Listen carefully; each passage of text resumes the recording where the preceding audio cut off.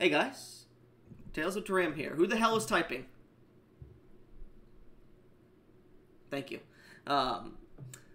We're here with another session. This is going to be a one-shot at the moment, but maybe a lead-up to an actual series. We are playing, not with D&D, not with Pathfinder, but with the new open beta of the Daggerheart system, created by Critical Role and Darrington Press. It is a free license, or an open license gaming. So we're using their open beta items, and we're gonna see how it goes so far. Reminder: we don't know exactly fully how it works. I've only watched the live streams, anyways. And if this does turn into a series, it'll be changing DMs at different points, at different arcs. It won't be random. It'll be decided by us.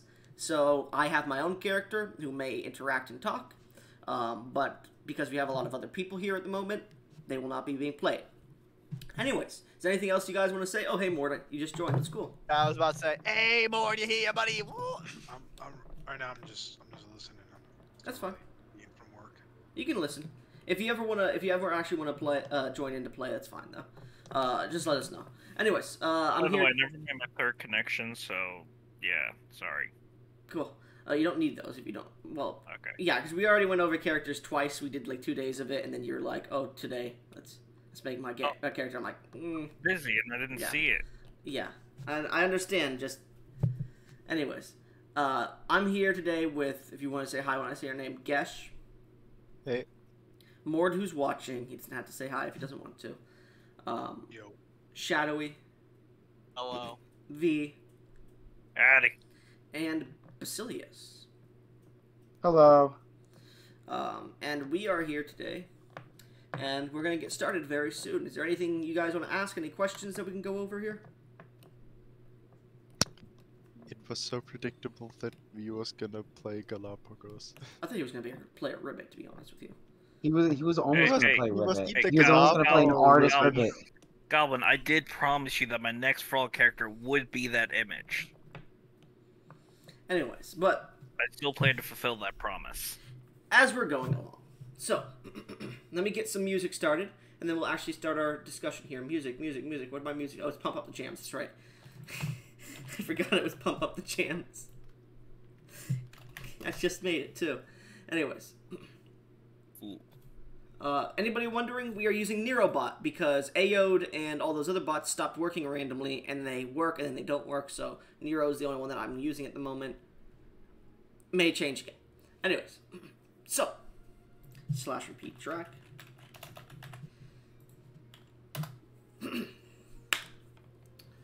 We find ourselves within a new world. Well, not a new world, but a vestige of ancient Turam, or ancient Malif for those from before the Second God Wars. A world seen before only in the First Age. As the fog wall came to be, many worlds and continents were sectioned off, blocked from travel from the actual world, the actual map that we have, known as Turam at the moment. This is one of those worlds.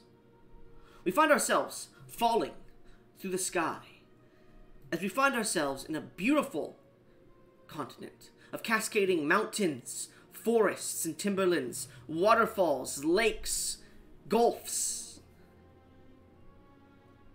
and plains, and the occasional desert thrown in with, you know, a few rivers and whatnot. We focus on the main continent, one that has many... It looks like it's been hit with multiple meteors, we'll say. I don't have the map up because I forgot to put it on the slideshow. That's my bad. But we find ourselves... I'm trying to find the name of the actual world. Give me a second. In the in the lands of Suraria, which in Sylvan, or not Sylvan, in Fey language or whatever we're going to call it here, is called the Land of Beauty. We find ourselves on its major continent, known as Aeirun, Aeirun, which is known as the Prosperous Land in giant speak. As the winds blow, we find ourselves here in the 8th month, nearing the center of the 8th month of the 6th year of this era, the 120th, known as the month of the Forge in the era of the Crown. Not but a few months ago, a party of adventurers began their journey together through this beautiful continent and lands in the last weeks of the 5th month of the 6th year of Era 120. They began their adventure with a call from the city of Stonehaven on the southern edge of the continent of Aeirun. This, Stonehaven, is an ancient city created by a dual monarchy? Is it duarchy or is it dual monarchy?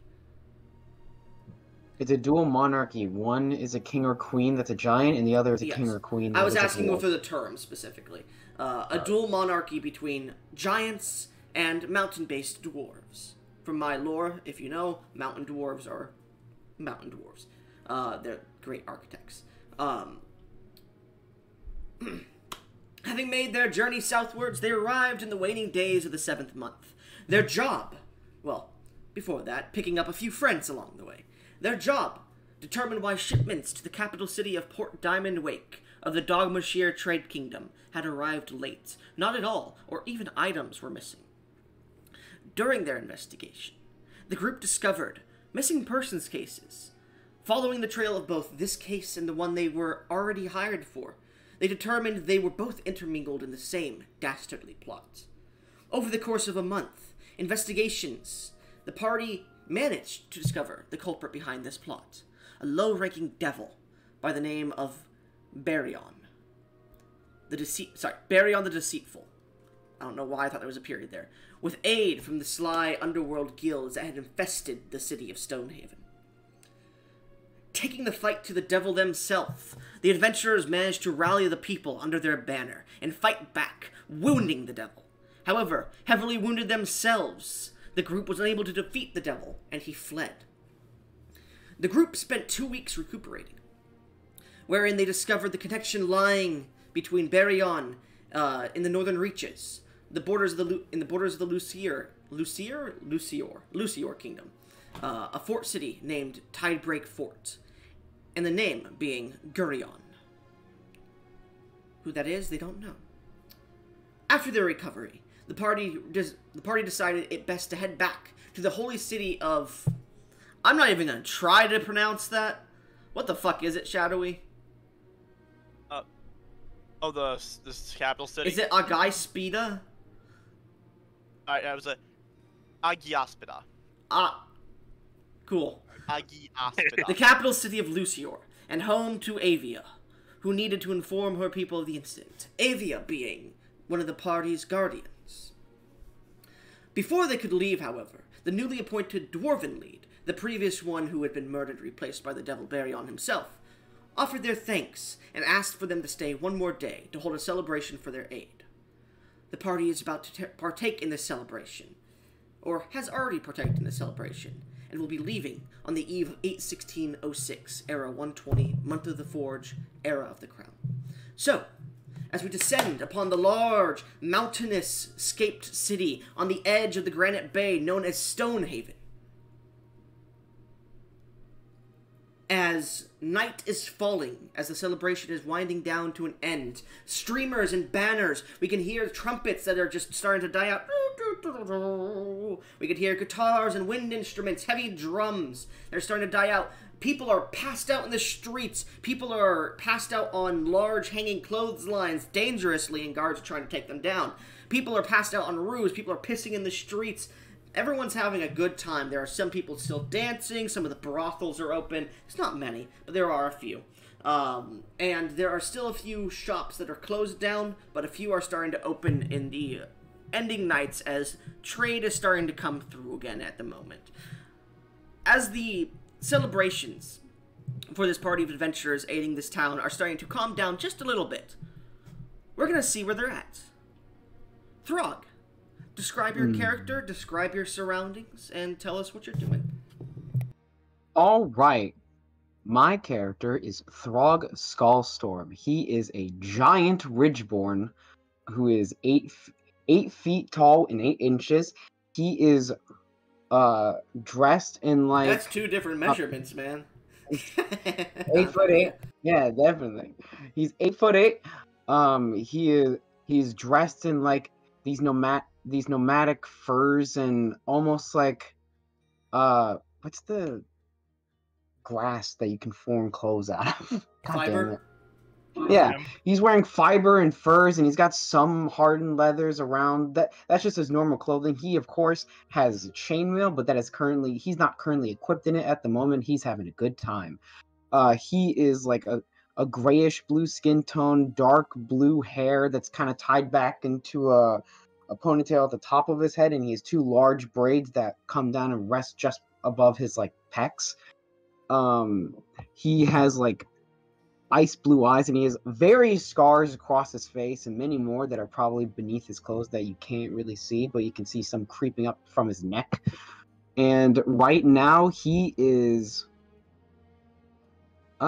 this is post celebration, so I assume he is This just is as chatting. it's winding down to an extent. So, like, Yeah. if you want to be, like, already, like, kind of tipsy and just, like, finishing up a mug, you can be. But just really quickly here for everybody, just so you're aware, the city of Stonehaven has been carved out of a mountain, and it's very square and blocky in places, so there's a lot of the items here are made of stone, even though there are some forests around Stonehaven, because most of it is stone here, because it's made out of the mountain. Continue from there. Yeah. Throg is heavily intoxicated, and that he is drunk an amount of alcohol that would kill anyone that is not a giant or a dwarf 10 times over. He is wasted, but he is surrounded by like other giants and maybe some dwarves as well. Anyone that is willing to hear a story that he's weaving. He's describing the battle and how against the demon and how they pushed him on the back foot, but they were in a dire situation, and how, and like as it's coming to almost the climax, he's getting really theatrical about it. He's like making a bunch of hand gestures. He's trying to like, I guess, in the cracklings of the fire, using his hands to make shadow puppets to kind of articulate exactly what he's talking about. And he is almost to the point where he's slurring his words, but he's trying to put on a good show. I will say, as you're giving a good show, because you are somewhat drunk, I will say, just because of the drunkenness, I will say, roll me a presence check. This is specifically charm. Okay. And anybody wondering, we are starting them with 4 hope, because I made a few bad jokes during character creation, but I'm starting with 6 fear as well, because they made a few bad jokes. Yeah. Okay, so this is presence, then I have a +1, and I think it's still a 2d12. Do you have anything, like, experiences that you would like to add here? I do. Hold on, where are they? It's right. Details? No. Sorry, I've been listening to 3005, everybody that just heard that. It's stuck in my mind. Where am I? Oh. I think scars tell a story. Yeah, that maybe? one. Yeah. That one might work, because you did take a few injuries during your fight with the devil. Yeah, I got them on my arm. Very jagged-looking scars. Maybe some burns that are still healing. Yeah. So also a large 2d12. bruise on your back because of, like, you got fucking thrown out a window into the large bay, like, thousands of feet below. Yeah. On top of a turtle. Yeah, maybe some cuts along the rest of my arm from, like, glass shattering on me as I tumbled however many thousands of feet down into the water. Yeah. 2d12 plus... So are you going to spend a hope to do so? Yeah, I'm going to spend a hope to do so. Go ahead and add... Is that your +2 or +1? It's a +2. Okay. So anybody wondering, experiences are added based upon what we came up with during character creation, and since he is seemingly an orinator or likes to tell stories, that's one of his experiences. He's going to spend a hope to go ahead and to add the bonus from the experience. Is the dice bot? There's no dice bot here? Hold on. I'm That's not on seeing me. it. That's No. on me. Yeah, I forgot to add a dice bot here. Give me 1 second. I forgot because I was like, no one needs to use the dice bot here. Which one do you want me to? Oh, I just accidentally exited Discord. It's gonna take a second for me to get back in. Well, this is. I can roll it in a different chat. Yeah, roll it in a different chat here, really quick. Yeah, I'll do it in yours. Yeah, and I'll add the dice bot here really quickly too. 2d12 plus 3, a 16. 16. Yeah. Ooh, okay. And is that with hope or fear? Which one's the higher? The front. Okay. The front is fear. Yes, the first one is always going to be fear if you're rolling in channel. Then it is fear. Oh, I get a fear. I also get a hope because that's my Call of the Brave. Whenever I fail a roll fear. Never mind. Yeah, I don't. No, you don't fail the roll. So give me 1 second to get the dice bot in, and I'll go over what's happening here. Roll channel. Where the fuck is the roll channel? It's a tense, scary story, and that's why it's fear. Yeah, we'll get over that. Give me a second. Avare, or do you guys want dice golem? We'll go with Avare. Yeah, I'll go with Avare. Yeah. Daggerheart. Okay. So, as you begin to regale this story, you see some of the kids that came over to watch start to, like, hide, scared about your story as you start to make the shadow puppet of the devil and, like, the carnage to come, but you don't seem to really notice it until, like, the end, and a lot of the people are, like, huzzah! Giving you great feedback, but you seem to have scared a few of the kids. Let me just go ahead and tick that marker up. Oh boy. Because I just put the counter in there, so. Anyways. So, as you regale these stories, and the kids seem scared, I will say this. Does anybody want to enter the scene here, or would you rather, or would you not be here at the moment and be somewhere else? If you would like to, you can have your character enter. If not, we can continue on. I suppose I have reasons why I could potentially be there. Sure thing. Go ahead. As you see, he's regaling the story, and he doesn't seem to notice the kids are getting scared and whatnot. Go ahead and describe your character as you enter the scene, and what you're doing. So, walking in as he hears Throg tell this relatively scary version of the story, is Smogren. A not terribly tall, but standing at about 5'2", turtle man. The race name is Galapa, but figure I might as well describe it as a turtle man. He is wearing some clothes that seem to be slightly worn. Underneath some battered plate that seems to have been modified specifically to hook onto his shell, making it difficult to remove or add on to in any way. Let's see, what else did I put for descriptions? Hang on. Here we go, details. His eyes are somewhat sunken, but beyond that, his face shows more of a kind and happy spirit. The color of his shell is the color of dried sandy clay, with his skin being a rather dark navy green. And it's quite clear that he has tried to maintain a decent physique through his long turtle life. And based upon the muscles that seem to have been well worked upon, shall we say, throughout many years. As you're entering, what are you doing, and what are you saying? He's going to walk over to Thor. Throg, you're starting to scare the kids. Oh, what you mean? Oh. You could Do I tell a notice bit them? more light-hearted. At this point, you do notice You know that, right? Yeah. Oh, I'm sorry, little ones. I didn't mean to.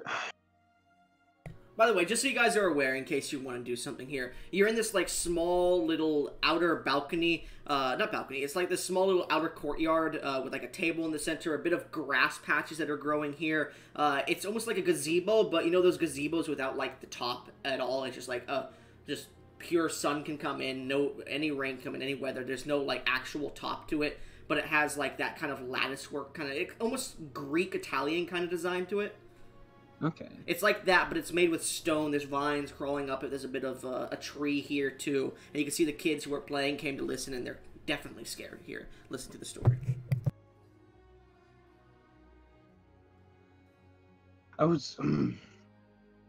I'm sorry, little ones. I didn't mean to scare you.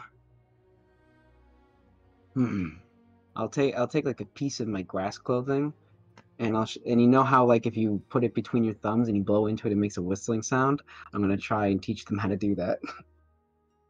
Okay. I will say you can either roll here. This can be a perform, so presence. Or it could also be a... Let's see here. I would say presence or a finesse. Sorry. Yeah, presence, perform, or finesse, tinker, I'll say. Okay, I think I'll still do presence, and I don't have any modifiers for this because none of my shit would make sense. So 2d12 plus 1. Give me help. It's not, it's fear. But I got a 20.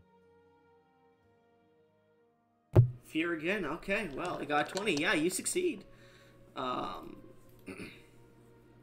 So, as you begin to blow this whistle, the kids seem to still be a little bit frightened, but begin to, like, run away and take their own little pieces of grass and start to whistle as well. They don't seem to want to be approaching you at the moment, but they seem to be preoccupied now. Is there any way I can help him, help the kids be less afraid of him somehow? Unfortunately, that was what the check was for already, and if you try again, it's going to be even harder DC to make. The kids are afraid of the story he told, not of him, it seems, and they seem to just, like, want to kind of get out of there for the moment. Yeah, that makes sense. Anyways, as you pull away from this small little scene, unless there's anything else you guys want to roleplay. Nope. Not really. Not really, So, let's get to the others. Chiron, I was looking over some shit, so what did you tell the kids? I didn't tell. They came and and they heard my story of the events that happened when we were fighting the demon. But I rolled fear, and I succeeded on a fear roll instead of hope. So my story is scary instead of, like, uplifting. Don't beat yourself up. Don't beat yourself up too much, Frog. The children need to know the dangers of those beasts. Walking in, we see, if you'd like to describe your character and what they're currently doing. You guys see a elven woman with olive skin, with blonde hair and emerald eyes. She's unusually tall for a member of her race, being a staggering 6'8", and she is clad in shimmering, almost silver plate, with a tower shield strapped to her back. On her shoulders, she carries a rather large battle axe. Her expression doesn't seem to indicate much joy.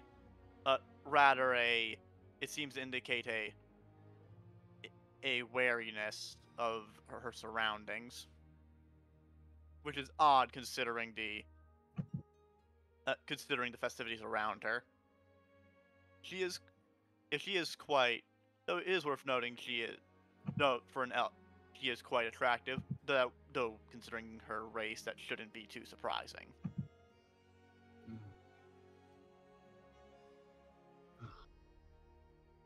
Throg doesn't like to scare the children. Stories are meant to inspire. And I scared them, and I didn't. It's alright, Thrag. Everybody makes mistakes. Everybody has those days. Damn it. It Well- happens.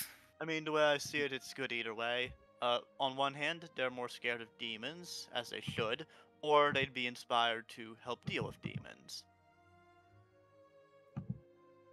Throg wasn't trying to make that the message of this story. Yeah, I But- understand, Frog. The point is, at the very least, they aren't going to want to deal with demons, or not interact with them. Okay, friend. Thank you. Where is Tiny Goblin Lady? I was drinking too much. I lost track. The last you saw Nymphella, she was dancing with a few people on like the streets and like the what's it called? The staircases up to the palace and to the upper districts. You have no idea where the fuck she is at the moment. As you start to think that, we pull away. The fuck is your name? Zilza. I assume you're talking about Gesh. Zilza. Where are you in the city at the moment? What are you doing? And what do you look like? Give me a second. I need to pull up the character again. Probably an ugly motherfucker if I had to guess. What? Don't want to be Huh? with the rest of us pretty folk. Nose deep in a port. Well, it smells like what? Anyways, And that's more my thing. Come on now. that's true. You I'm are the one a, who you are a was keyboard. Galapagos turtle. Yeah. Anyways, yes. Give me a second. I need to regain my focus. I know you just woke up, Gesh, but jeez, come on. It's been Huh? 30 minutes, Gesh. Yeah, Zilza is a rather small goblin lady with green skin, black purple hair, and very, very fine looking clothes of black, like a black dress and a purple cloak adorned with quite a bit of jewelry. She wields a staff made out of complete stone with a amethyst in the middle.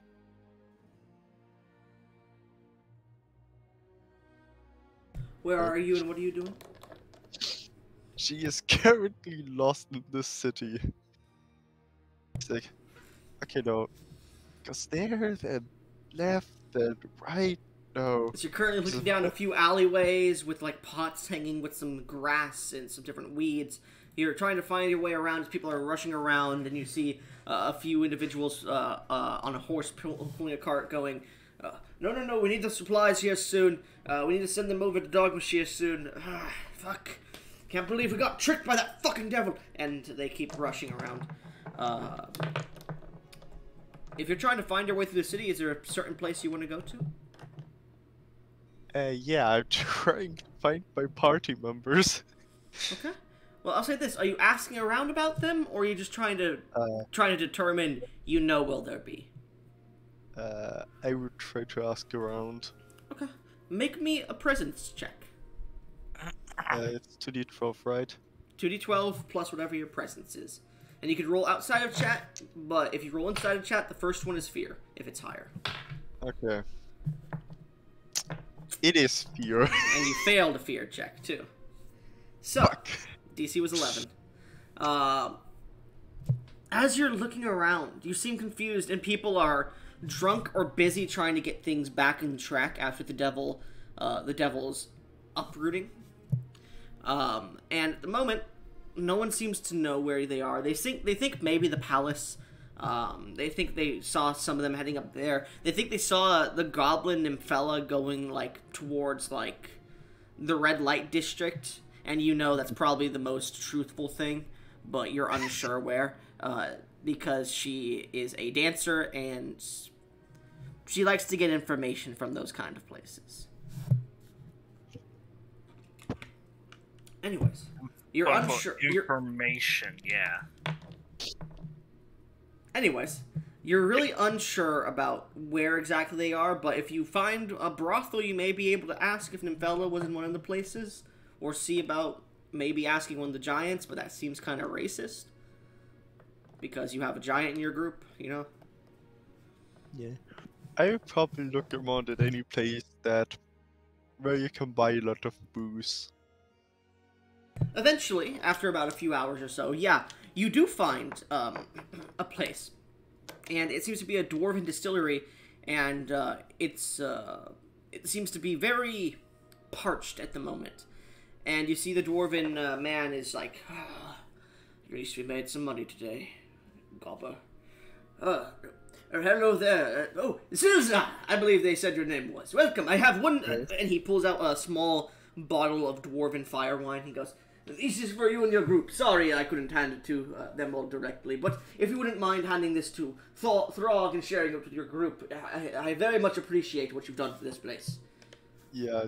Do you know where my friends are? I kinda got lost. Yeah, they came here with a few other people while I was out. My apprentice said they bought the entire place out, and then they went up to the palace or something because the new dwarven lead, I believe it's King Dweller. Yes, King Dweller. That's the name. That's right. King Dweller. If anybody wants to write that down, King Dweller Stonehaven is the name. Got it. DW''EL''R Dweller. Yeah, I know. Anyways, King Dweller wanted to talk with them, Dweller. but I don't think they're in their right minds to talk with him. And honestly, I think they may have forgotten because they forgot why they were heading up there. The apprentice said when they started to leave. Oh no. I think your friend Avia, though, they said was not drunk. Yeah, actually, one thing you know is Avia calls alcohol the fool's venom. Yeah. He actively does not drink. I will say the giant one is a queen, by the way, so it's a male and a female this time. Not out of character for everybody watching or here. The king and queen don't always marry each other, but there is some interrelations on certain people of certain kingship there sometimes. So there are some times where the two bloodlines combine, but not this time yet. Anyways, so as you rush out Zilza to head up, you do run into Nymphella, who seems to have a bit of a parchment piece of paper and is writing things down as she runs into you. Zilza! Oh, sorry, that's not her voice. Yeah. Zilza, darling. Are we going to find our friends? After all, we need to leave soon, don't we? I know where they are. Ah, well, They're I'll at follow the you then. palace. Most of them drunk. I figured. I'll follow you, alright? Yeah. By the way, anybody wondering, Nymphella is a hot pink-skinned goblin girl with white, unkempt hair that comes down in many braids that are covered in silvered bells. She has a collar on with this belly dancer or like exotic dancer kind of outfit that is covered in chains that connect to different parts of the outfit as well as bells too, with silks and felt swinging around. She's very lightly dressed besides what is covered, and she has these large pink ears and these two emerald eyes. She has this very feisty look, and she stands with purpose. But she's a bard, a troubadour. Anyways, she continues to follow you. If you want to ask your questions, you can. But you guys begin to head up to the palace. Yeah.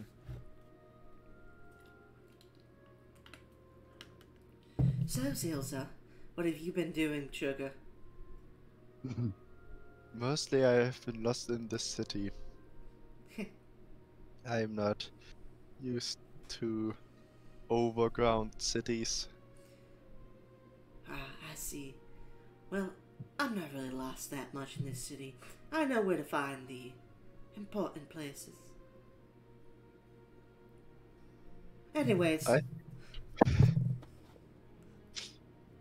did you have some of the fire wine from here? I heard it's really good. Stonehaven's Granite Bay Distillery is the best. So many of our patrons from Diamond Wake seem to always love to ask for it. Have you had any? Have you had any yet? I didn't drink any of it yet, but the guy who runs the distillery just gave me one for our group. Well, that's pretty expensive stuff. Let's get going to the palace and see if the others want to taste. I think that all of them except Avia are blackout drunk at this point. She's a little prudish, don't worry. We can break her. No. Hey, both of you assume that small grown can't hold his liquor. As we eventually Like a camel drinks water. push up the palace, this beautiful, large stone staircase leads into a switchback kind of stone roadway that leads up to the top of the palace.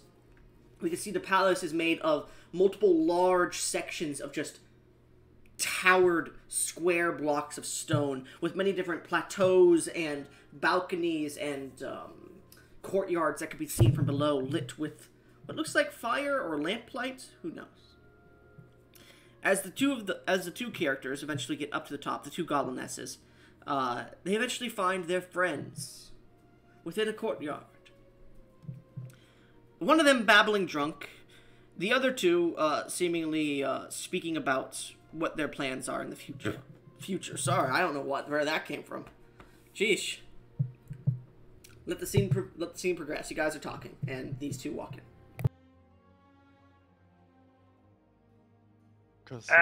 That'll you do, Odd. I was beginning to wonder if you got lost.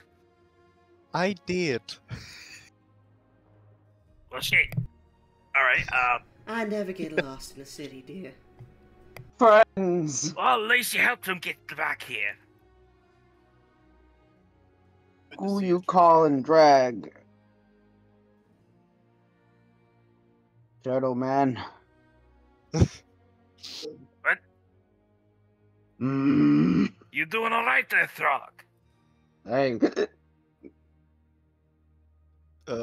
Chiron with Frog bent down to greet me. I would, you know how, like, that classic image of, like, the schoolgirl laying down on her stomach, kicking her feet up in the air on her bed while she's on the phone? I collapse on the ground with my head, kind of locked to the side as I greet you. This is going up to you and just grabbing you by the ear, trying to pull you up. Like, Alright, I'm gonna go feel help her out with this. I'm 400 pounds when they're fucking. Yes, but the pain of getting your Okay. ear I'll say- gone will be enough. Okay. Who's helping? Avia is? Yeah, I'm gonna Okay. help you actually. And if that's get him enough, off. I will straight up push the man. Okay. So, I've carried him before. the three of you moving Throg. You've carried Throg when he was not, like, completely out of True. it. So, I would like you, Gesh, to make me a roll of... This is strength, I believe it's called? Or what is it? Yeah, strength. Yeah, right. But go ahead and add 2d6 to it since you're getting two people helping you. So 2d12 plus 2d6. Plus Okay. your strength modifier. Plus your strength modifier, yeah. That's a -2. God. A -1, I mean. How much do you weigh, Throg? 400 Oh. pounds. Oh, Okay. unfortunately, we have to spend a hope to do this. No, you don't. You? Oh. Wait. Oh, that's max fear.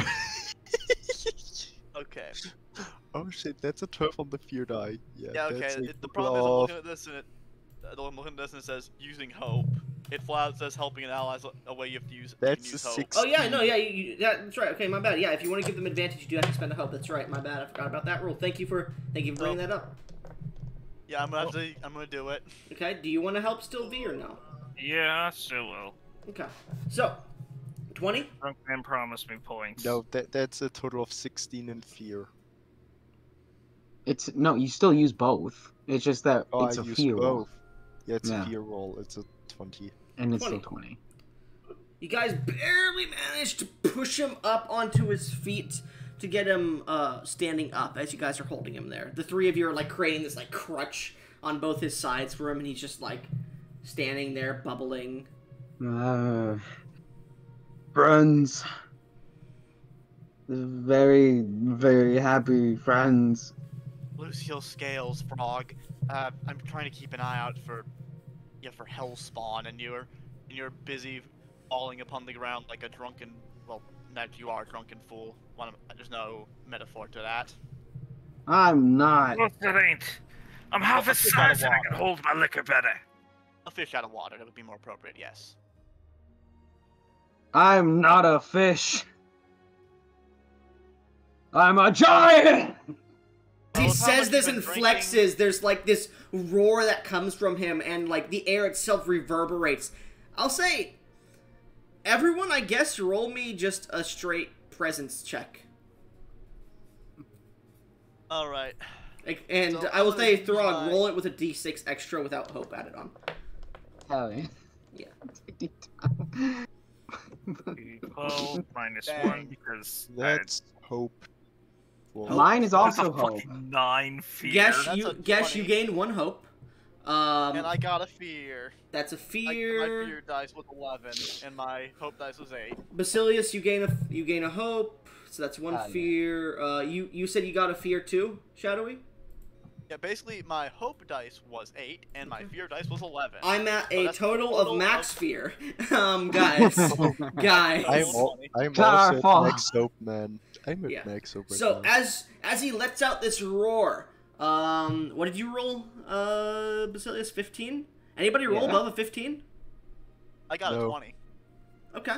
Everyone besides Avia, you suddenly get suddenly frightened of this man because of his just loud roar that seems to shatter the air around him for a second, and you realize why the many kingdoms that surround the central mountain range, which I don't know the name of because I was never told the name of it, you realize why they leave it as independent territory and don't take it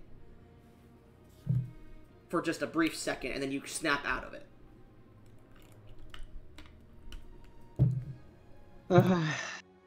I'm not a fish. I will say, I'm as not. as you do that and you shake your head, you suddenly clarify, and the drunkenness starts to end. Oh. Oh. Ha ha! Friends! I feel much better already. I'm in the This. out of your drunken stupor. Oh, I've had stronger. The dwarves are masters of their craft, but our tribe's mead, made from wild honey and the various berries, are very strong when it ferments for so long. We've had brews for hundreds of years. Zilza, roll me a knowledge check, please. Same with you, Alvia or Avia. Sorry. Oh boy. Oh boy. Alright, Oh so let's boy. roll that fear dice, because I got... Okay. That's 10. Oh. That's 18 total with hope. All right. Well, you don't get an extra hope since you're fooling it. Okay, so that's another fear dice. I don't get another fear dice because I'm at max already, unfortunately. Oh. But because I do go above, I will say this: you guys see from that roar, a little bit of the stone is cracked around you. Oh no. Anyways, so what'd you Can I- roll, Shadowy? That's a total of 11. It was pretty low. Yeah, you don't know, but you, Zilza, you've read about some of the berries and fruits and areas over there. A lot of the creatures in that mountain range tend not to eat the berries because 80% of them are poisonous. You get the feeling you know why their meat is much stronger now. It's a literal poison. Hey, I'm Frog. I have a Hmm? question. Do you know where we are right now? We're in Stonehaven. Where exactly in Stonehaven? Friends, where did you take me? Look around! We've taken you to the palace as we are coming to meet the king. Ah, thank you. Ah, this will be a wonderful story. At this point, you can see the sun is set already, and there's just the little bits of orange are left on the horizon. And at this point, a knight, a dwarf in heavy plate mail, with these beautiful regal capes coming off his back, comes walking in. Are you the adventurers that aided us? I believe you all, right? Aye, that'd be us. Yes, sir. I give him a bow. Avia Iron Breast, sir. Thank you. Sir Dwaddledoo, at your service. Dwaddledoo? I couldn't come up with a name, so it's DWA apostrophe DLDU. Dwaddledoo. It's an honor to meet you, Dwaddledoo. I am a royal knight in the employ of the king and queen, and I was here sent to inform you that you have missed your timing on speaking to the court, and I was to deliver a letter to you. Yeah, crap. Sorry. Why? Had to get this drunken mess out here. He pulls out a small scroll and unfurls it. By the decree of King Dweller, you, and it says here, party to be named, because you haven't told us like what your group name is, are to make your way to the eastern gate of Stonehaven by the end of, within the next few hours, sorry. Within 3 hours to I'm trying to fucking remember what I wrote here because I can't find my notes. To gain free passage on carriages up to the city of... Pronounce it for me, please. Agiaspida. I'm not even gonna try to. Yeah, that one. In the kingdom of Lucio. These carriages are paid for in advance and will be leaving in the next 3 hours. Gather your things and be on your way when you can. Otherwise, you don't get any free ride. That's me improving, by the way, because he's closed the scroll. And this will act as your decree that you are who you say you are. And he hands it to Nymphella, because I don't trust any of you guys with it. Damn. Nymphella takes it and goes, Handing it to the fucking prostitute. well, I will gladly take this. And she gives him a wink as she looks towards the rest of the party. I'll head down and make the arrangements for us if y'all want to have a little more fun before coming down. Nah, last time we had some fun, we ended up being late. I think we should just go. Well, follow me if you want. She winks and begins to walk off. The bells as she walks. Alright. I look to Sir Dwaddledoo. Yeah? Alright. And I give him another bow. Send Lord Dweller our sincerest apologies. He puts one hand on his chest, just clanks it, and then does a bow. Will do. Thank you. And with that, I'm going to begin following Nymphella. I will say, looking at these dwarves, by the way, the mountain dwarves that live here, they have a bit paler skin, and their hair is a bit lighter in color. Some of them have darker hair colors, but they're mostly like blonde or red colors.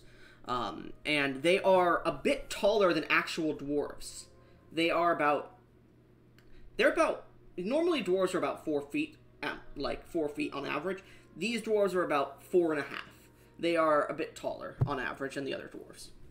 And they are a bit more sturdy looking. Anyways, so, who will be following Nymphella down to the carriages? I Hello. Hello. All of you? Okay. I guess all of us. So, as the group begins to descend the castle, you pass by a few places, people thank you for your work, and you begin to head down. Is there anywhere you would like to stop by before you head to the carriages? Actually, I have something I do want to do right beforehand. As So Avia realizes that he might have considering how renowned dwarves are for their smithing, now might be a good idea to expand her weaponry. As while the tower shield is actually decent for bashing, she's starting to think that she might want a more dedicated weapon once she has the shield out. So, there is a rule about bulk, I believe, in Daggerheart. Let me just make sure. Bulk. So, just so you're aware, I don't want you to get, like, fucked over because of bulk if that's an actual rule. I'm pretty sure that was a rule I was looking at. Daggerheart. I'm just gonna look up the rule just to make sure. Okay. Because I'm not sure if that's how much you can wield at one time or whatnot, or if it's like... I know there's the obvious, well, you have to remember what you have in your hands, or with Yeah. primary weapons is you can have one primary weapon and one secondary weapon, depending on how many hands it takes. Yeah. Let me just Yeah, make no, sure. there's only burden. Burden is the name. Let's see. Bulk. Yeah, no, not bulk here. Burden. Let me just make sure. I'm just it's making bas- sure. I'm just making sure. Give me a second. It's Because... basically just so you don't dual wield two-handed weapons. Okay, okay. The burden of weapons how many hands it takes to wield. Okay, yeah, no, that's all. Okay, yeah. I didn't know if there was, like, a bulk limit to how many things you carry on you is a thing. That's my bad. And no, that's not how you spell his name. It's D-W-A-L-D, well, D'-W-A-L-D'-L-E-D-U. Dwaddle-doo. Get it right, lore keeper. You Damn. smell it. Alright, hold on. Brother. D'-W-A-L-D. I can... Goblin. Yeah? Try to pronounce the city that my character's from. No. There's the name if you want to just copy that and redo it. Dwaddle-doo, basically. Copy text. Dwad-uldu. Anyways. Where is your character from? Give me 1 second. Earnload. Anyways, so, as you speak to your group about maybe going to find a shop that might be open at this time to buy weapons or shields, do you want to split the party, or... Friends, the dwarves are rather skilled smiths, so I believe it might now would be a good time to get us another weapon, a spare weapon, if you need one. I believe we have But some we shouldn't gold on take us. long. Alright, understandable. Then we can Well- make haste. Does anyone wish to come with me? Dog no need no weapon, but we'll go in support. Alright. We'll make this quick. The two tallest motherfuckers completely making a new curve for the party height. Alright. I'm just trying to find an equipment list here really quickly for weapons. The average height normie. Joining them along the way. Damn, these rules are hard to find. Give me 1 second. I'm just gonna open a new character thing really quickly here. Library, unless it's in library. No. Game rules, characters, Daggerheart.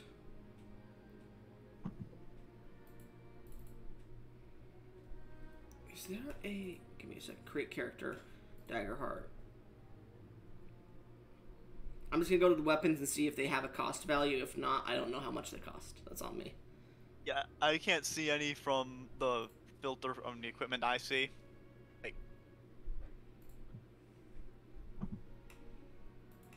From the filter you see, you don't see any costs? Alright. Yeah, Yeah, I don't see any that's the cost thing, either. because we just have like handfuls of gold and Oh bags yeah, of yeah, gold. there's handfuls of gold, so yeah. Yeah, okay.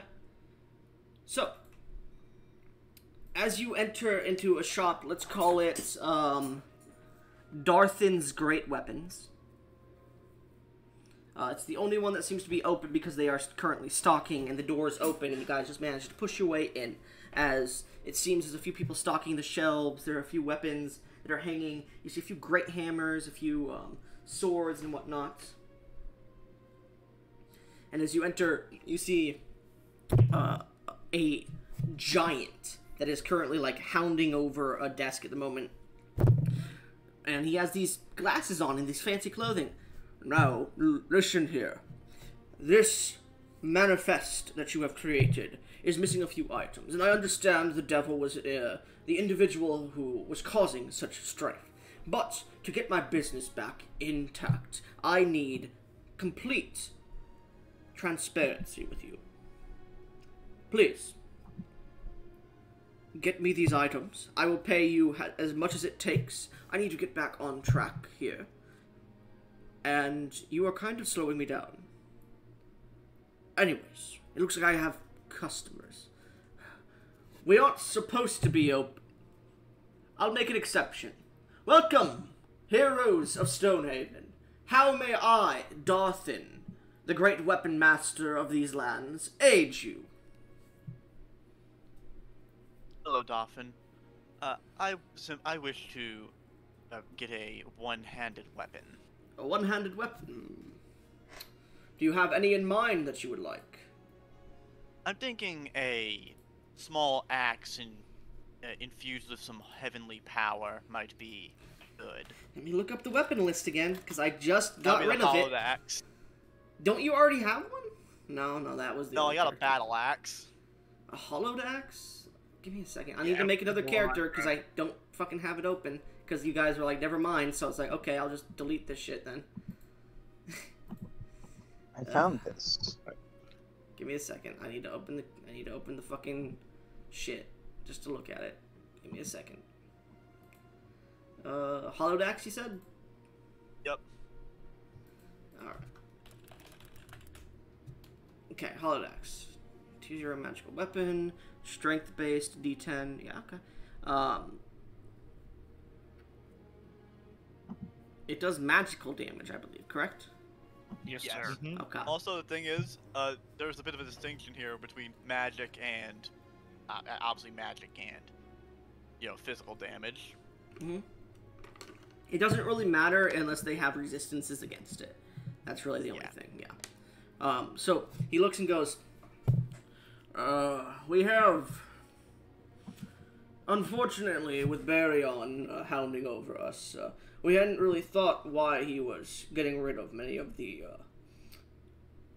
enhanced, should I say, divine-based enchantment items, but now it makes a bit more sense. Unfortunately, we do not have hallowed axes anymore at the moment. However, if you give us some time, we can have them, but I believe you will be leaving soon. Is that correct? Yes, it will be quite soon. Well, that will not do then. That will not do. I do have a battle axe in the pack, but that is two-handed, unfortunately. Let me see what I can come up with. And he begins to look through a catalog. I have a mace. I have a rapier. You don't look like the finesse kind of woman. I have a... What do you use? Are you more of a hit hard kind of person, a more finesse, or do you perhaps have more of a presence when striking?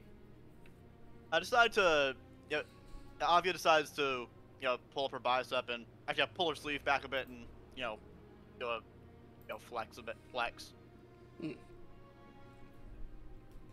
All right. I think the mace would be better. I believe a mace would do you wonders. Yes.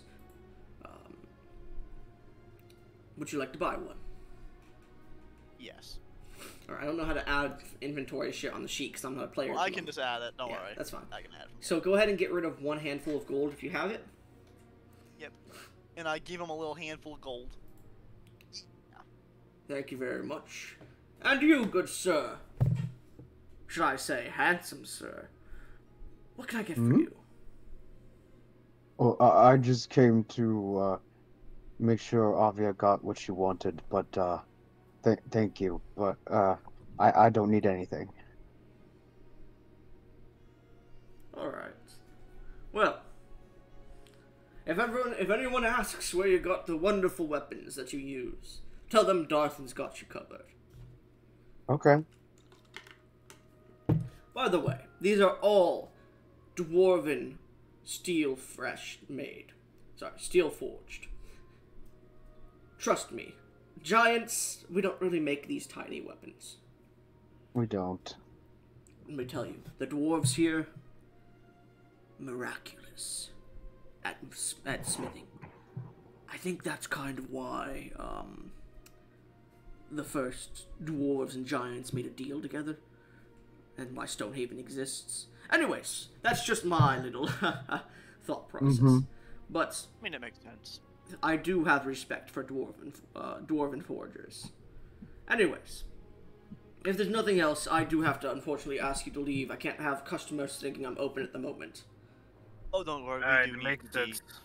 we need to make haste. Wait, as well, you came unless too, guys make V? it by. Yes, I was there too. I asked, We're and two there? people said they were going. I said I was going. I didn't hear you. Okay, so we just have V's character like, hey guys. Oh, I didn't see you down there. Sorry, little one. Did you want anything? Nah. Just trying to make sure that we keep time. Of course. Anyways. Scoot. We leave. Yeah, so we make haste. You make haste. I would like an agility check from the three of you. Uh-oh. I just have a plus 0, thank goodness. And I will say I'm going to use a fear to give you guys disadvantage. Each of you roll. Well, I'm gonna use 3 fear to give each of you disadvantage. So roll a d6 or minus a d6 from your score. Uh-oh. Agility. Uh-oh. Yeah. I got a 7. Oh, I got crit! You got a crit. Okay, you automatically succeed. Cool. Okay. Yeah. That's the cool part about it. If you get a crit, you automatically succeed, even if you would have failed. That's a 10. 10. The hope. Hope. Okay, so 10 in hope. You gain a hope if you're not at max already, which max is 5. Basilius. Well, Basilius didn't go, did he? No, he did. Throg, you got a crit. Okay, Yeah, I got a crit. Okay. okay, so I got a fear because my fear dice just keeps rolling high. At the very least, I'm rolling high. I get another one back. Yeah, but with that, that is 8 plus 9, so 17 minus 5, so 12. 12. All right. You guys succeed. The only one that technically would have failed would have been Throg, but he got a crit. Technically, Throg, with a critical hit, any stress points you have are reduced. Oh, well, 1 stress point is reduced, and you gain a hope. Hey. Yeah. So, you guys make it way on time. And you can see Nymphella is currently stacking boxes with Zilla, or Zilza, and they are currently doing things. Zilza, during the, I'd say, hour that the rest of the group went off through the streets of Stonehaven to go purchase weapons or armor, what do you do? I would probably just help them fill up with the organization. And if you're done with that, I'm just gonna train magic a little bit. You're gonna try out magic? Yeah, just a little bit of like minor magic. Okay. What kind of magic are you doing? Earth magic. Okay. So you begin to describe what you're doing, please, Gesh, because I don't know what the fuck you mean by earth magic, man. Yes, I sprinkle earth across the earth.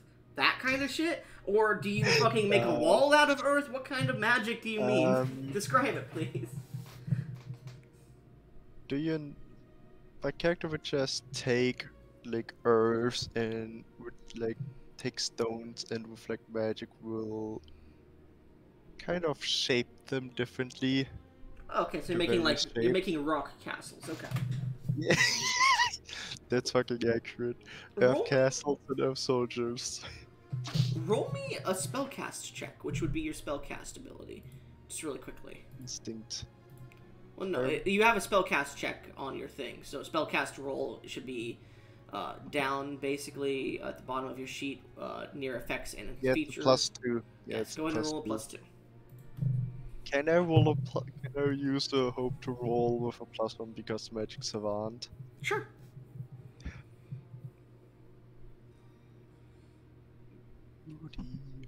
$12 plus 3. You guys. It's a hope roll, a total of 22. So you don't lose any hope in technicality. um, 22 in total. 23. Okay. Yes. Oh, 22. Okay. I almost got I got like a 9 and a 10 on the dice. You create this beautiful presentation of Stonehaven out of these rocks, melding them together. It's this beautiful presentation of magic that you just get so enraptured in it. A few kids are watching like, whoa! And one of the guards is like, you see him like knock on one of the doors to like the large walls. The carriages are nearby, the portcullis that's currently closed. And you see coming out is this like glass, a figure with glasses on, a scribe of sorts, and he starts walking over. Oh, that's an interesting diorama. Is this for purchase, perhaps? Yes. Alright, this should suffice since it's just made of rocks. And he hands you a handful of gold as he starts to scoop it up and get a few of the guards to help him. Okay. Fucking made money, dude.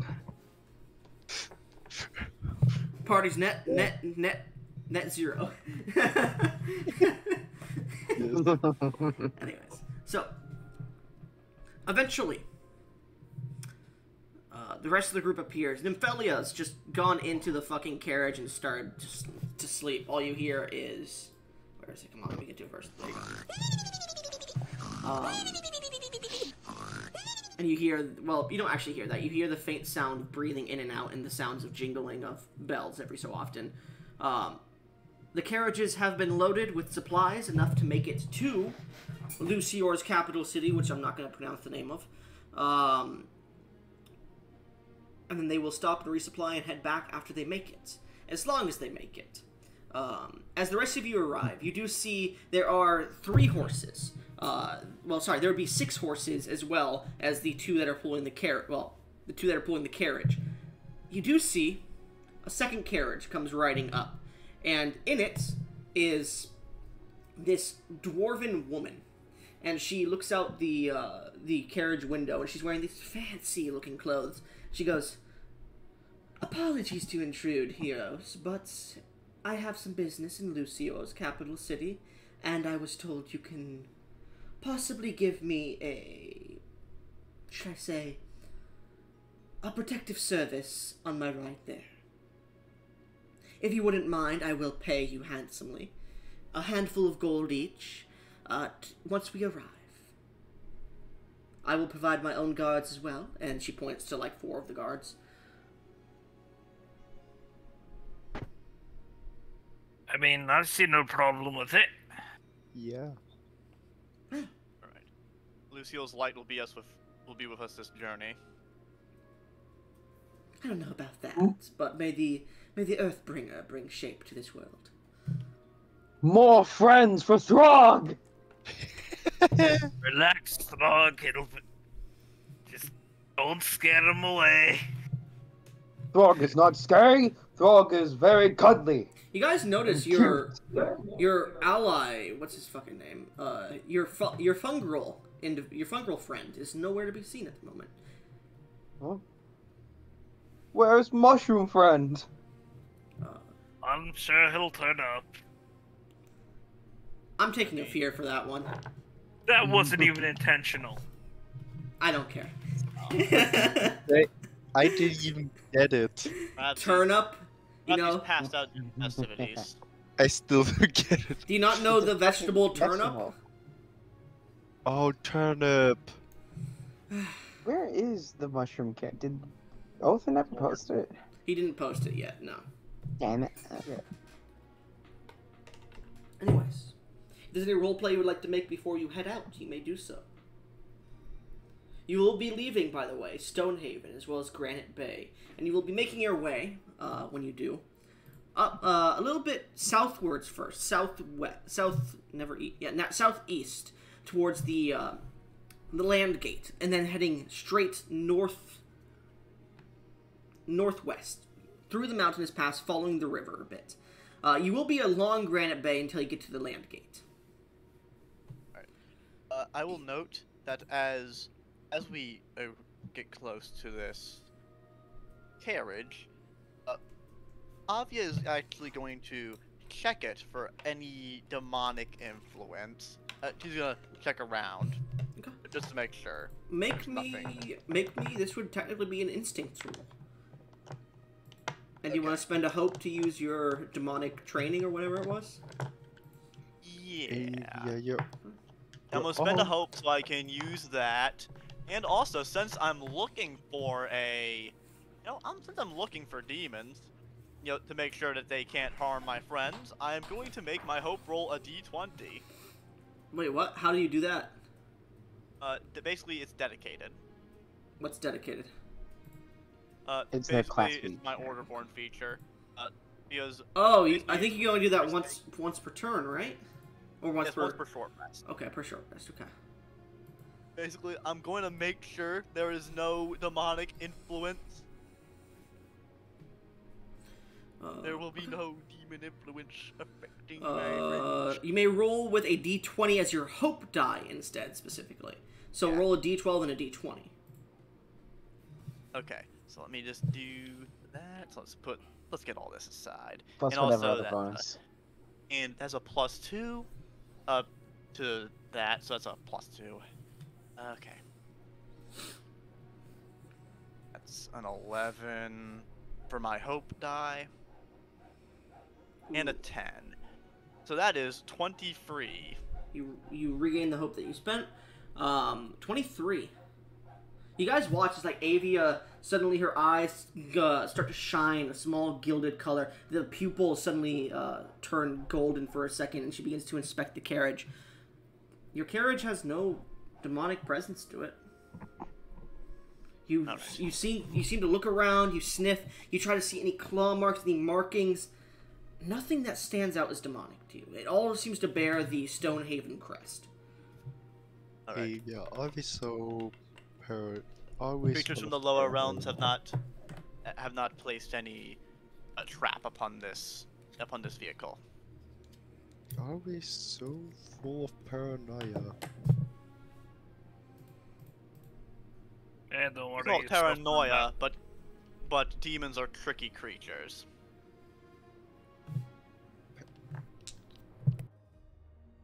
You'd be surprised what they would think of. Hmm. I will say anybody who wants to roll a knowledge check on demons or devils, whichever you want, can make a demon or devil knowledge check. I will say, Avia, you will immediately pass this because you've literally learned your entire life about them, so it does not matter. You don't need to roll for it. Sure, might as I'll well. do it. Why Yeah, not? might as well. See, no. I'm saying it's everyone but Avia at this point, but I got a 14 fear. Oh, that's an 11. Okay. That- That's also a fear too. That's- Guys. Oh, I hope. 18 with hope. Okay. So, everyone besides Gesh passed. So I gain another fear, so I'm at max again. Guys, what the fuck is going on here? Blame the dice bot. I So, should buy another dice I'd set. be like it. anybody that passed with a 12 or higher recalls the Wow. recalls the near destruction of Lucior in the past. The current Lucior, about 120,000 years back. It was a large event that brought forth the 110th era, specifically. During the time, a demon had seemingly infiltrated the capital city of Lucior, which was a different capital city at the time.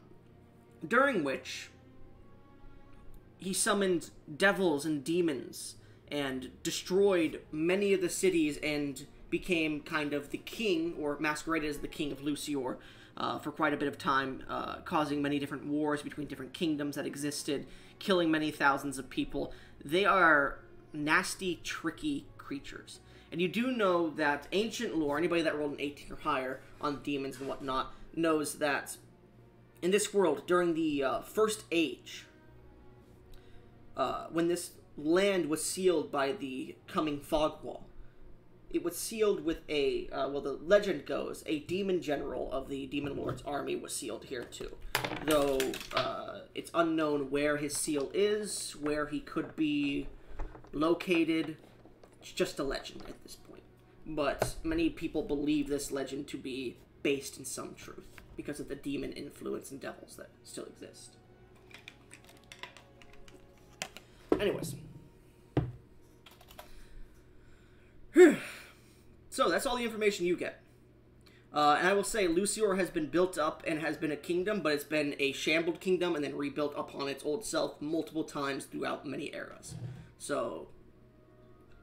Alright. Anyways. So they have had multiple kingdoms learn what demons can do and have learned how to kill them and identify them. Anyways. So, as this pre-check of your carriage is done, is there anything else anybody would like to do?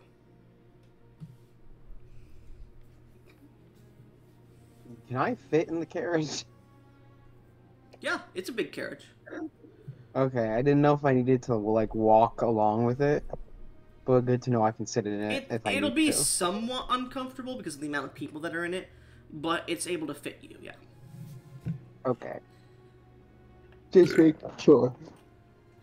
Oh, sorry. Thank you, Avia, for checking for danger, and I'll like pat her on the shoulder. Though, you might buckle. I mean, I'm pretty strong. I wouldn't worry too much about it.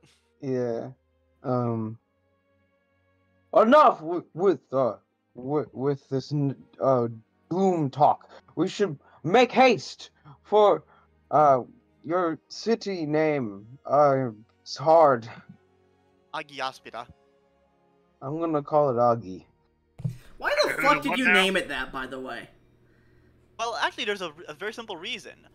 Basically, I combined I'm pretty sure it would be Latin words for holy and shield. And It's you know what's holy funny? shield. In my world of Turam, Aggie, which is Agaburst's like first part of it, means gnome in gnomish. So Yo, are we gonna see some gnomes up in this bitch? well, they don't exist in this system. In True. the open beta at the moment. Maybe later on when they add them, if they do. I We may need to also get make to- homebrew races for this one. Oh. Oh no. We need to get to Aggie for your religious report. I've never been. This will be fun.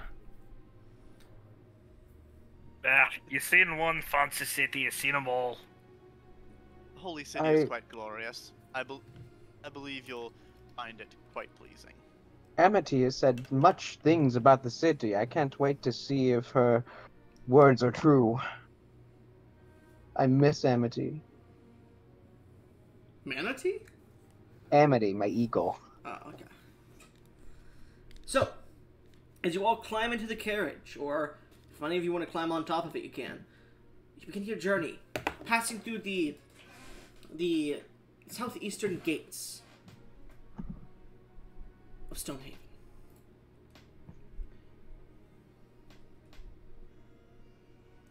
Yes, we can. I made this lore because you'd never mentioned any of the lore before today, so I was like, okay, I'll just make this lore so Yeah. I can say something. That's fair. Anyways, so as you pass through, continuing down, down the southeast, down the southern eastern coast of the Granite Bay, you look upon its beautiful opaque waters.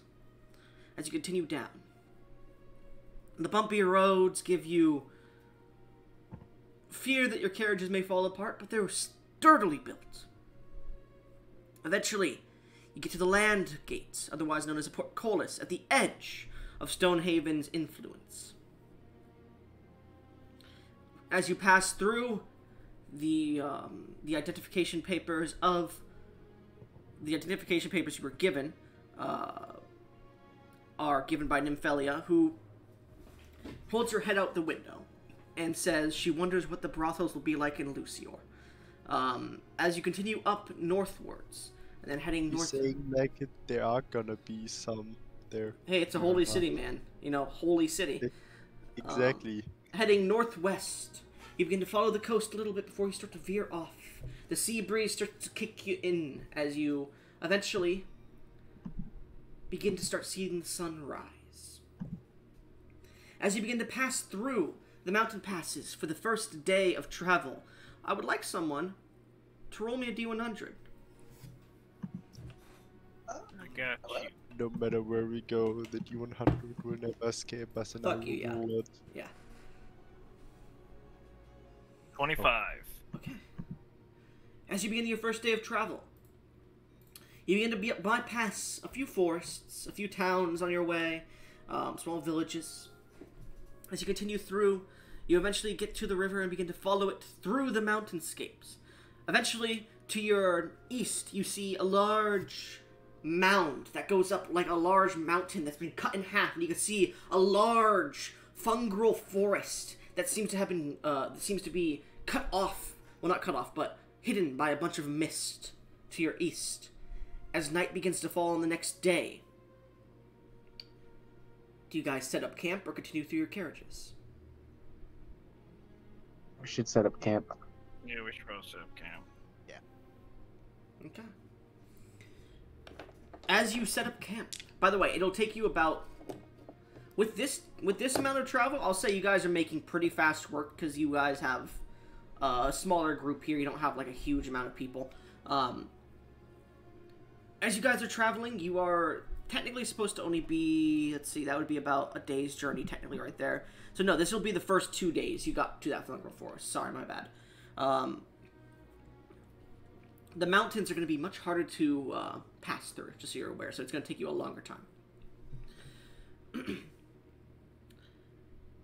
As you set up camp in the first few days, I'll say you pushed through the first 2 days to get as far as you could towards the mountains, because it's pretty dangerous in open areas. You eventually set up camp nestling along a small ridge line, putting up your tents, your pittance, what you need. It feels kind of at home to you, Throg, because a little bit of snowfall falls and you're on this small mountainous ridge, not too high up, but still a ridge, and you're used to this kind of terrain. As you watch the stars begin to pull out, you all begin to take watch and go to sleep. I would like someone else to roll me a D100. Arrow. Okay.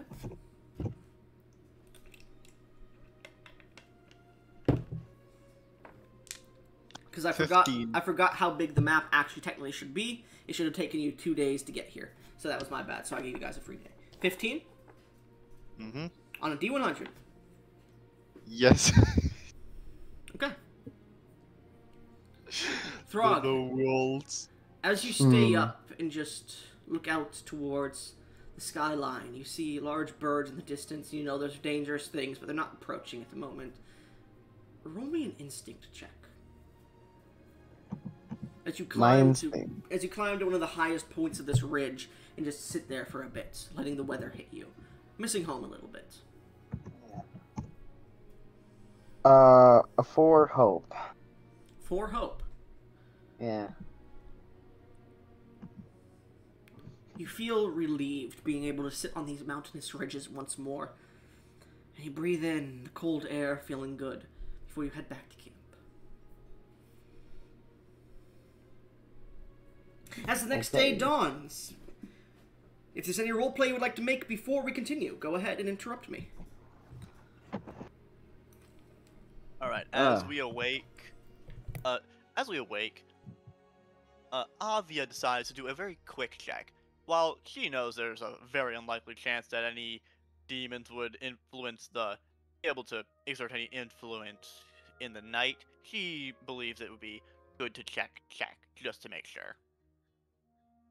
Okay, what are you doing? I'm going to do I'm just do a very quick once-over. Just check around our camp, check over our vehicle before we head off. A little inspection. Checking over your vehicle, you don't get any of those same marks that you would have, well, seen as a demon would have put them there. But as you come out to camp the next day, everyone seems a little bit on edge and tired just because of the new environment they find themselves in. I am happy as can be. aside from your Ridgeborn, you know, he likes ridging it. God damn it. I'll give everyone a hope for that bad one if you don't have Max. I already am at max, man. Anyways, Oh, checking your carriage is fine once again. all right. Excellent. There's no influence in the middle of the night. I will say this: the dwarf does come up to you, Throg, as you guys are starting to have your early morning breakfast, and it is chilly here. Throg, I said cut off Throg. for a second, man. Oh, you cut off for me, so I'm sorry. The dwarf woman comes up to you, Throg, as you guys are having your early morning breakfast, and she seems to like be pressing her fingers together a bit, and then she walks away. What's wrong? Nothing. Anyways, we should be there within the next week. Don't worry, my guards will be on watch perfectly fine. Don't worry about it. Can I roll instinct on this? Yeah, anyone who wants can roll an instinct. All right, so I guess after Throg checking is this, gonna I'll- remain oblivious. Considering I'm already suspicious of One considering keyhole. the circumstances, would this count for? Would this count No. for demon hunting? No. Okay, just normal. Okay. What'd you roll, Gesh? 20 for hope. 20 for hope, okay. Could I count this as a determined to assist since I have suspicions she might have a crush on the guy? Sure. Blah. Blah. Okay, Yeah, that's by a the way, my 14 character would fear. probably be the I'm like one 6 who- feet taller than this bitch. What do you mean? As a She, 12 what do you fucking mean? She's 4 feet tall. I know, I'm exaggerating. Anyways, what did you roll, Gesh? Sorry.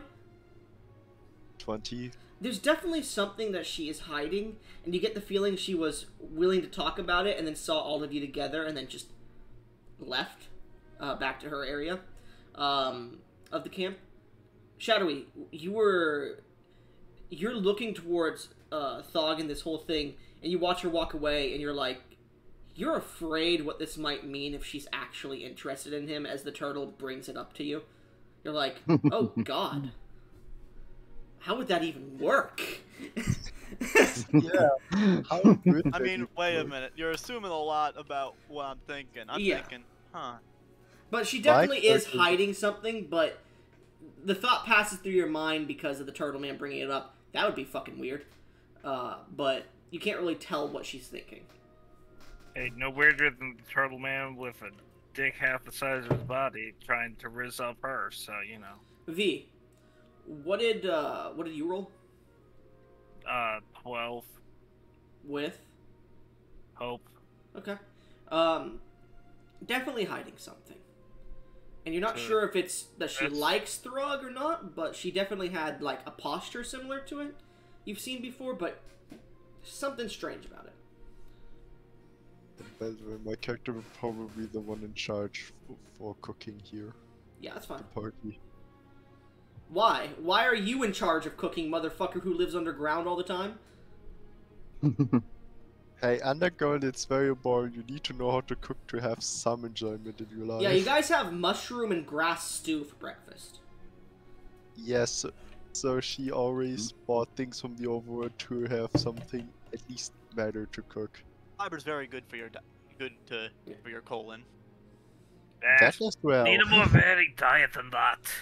Anyways, Some crabs in there, maybe a few fish. you guys are saying this as you begin to pack up, getting ready to leave. Is there anything else you'd like to do before you set out on today's journey? I simply have my mace, my tower shield, and I am ready. Okay. I'm gonna try and talk to the dwarven woman. As you walk up, she seems to be about ready to get in her carriage. Hello.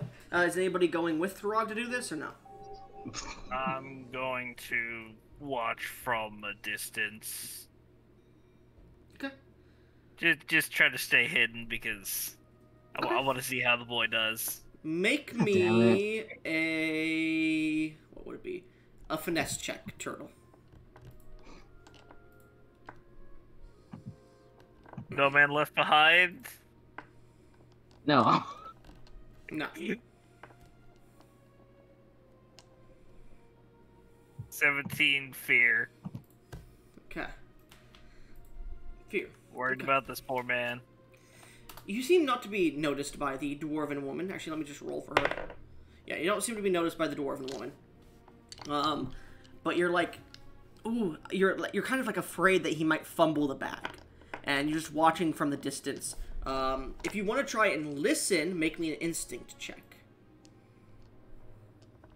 We all know you were from the back. You're there too, Gesh? You need to fucking say if you're there. That was a joke. Okay.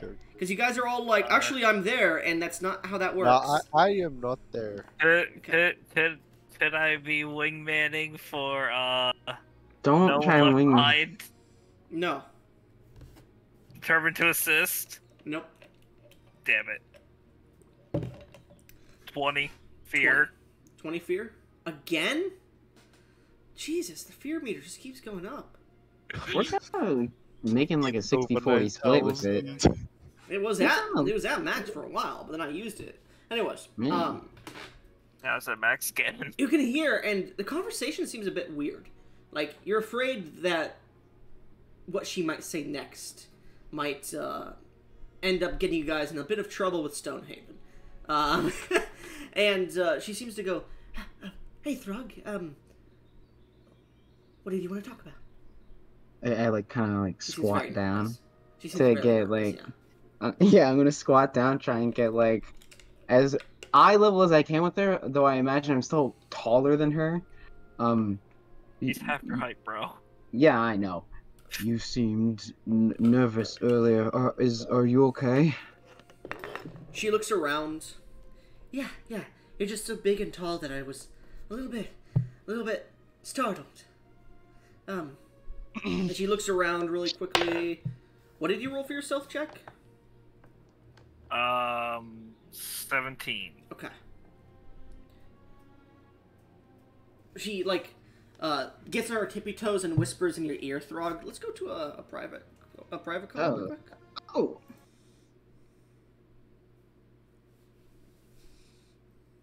Throg. I need notes.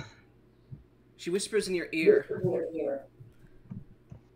None of us could sleep very well last night, and we had strange dreams, strange voices. We don't know what it is, but it was telling us to head to Lucio's capital. I don't know what's going on, but you all seem very well rested. Do you not have these dreams?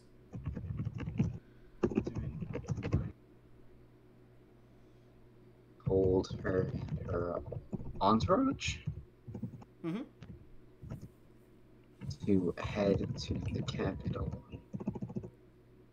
city. I did not have those dreams or voices in my head.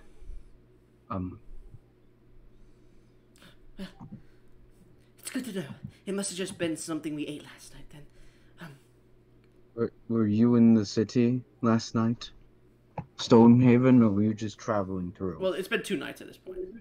Oh, a couple of days ago, or were you just traveling through and happened to stumble upon? I'm a noble lady in Stonehaven. Yes. I'm glad I got that off my chest. You seem very reliable and tall and handsome, to be honest with you. I am a giant. Yes. Friend goblin. No, not goblin. Friend dwarven. Dwarven lady friend.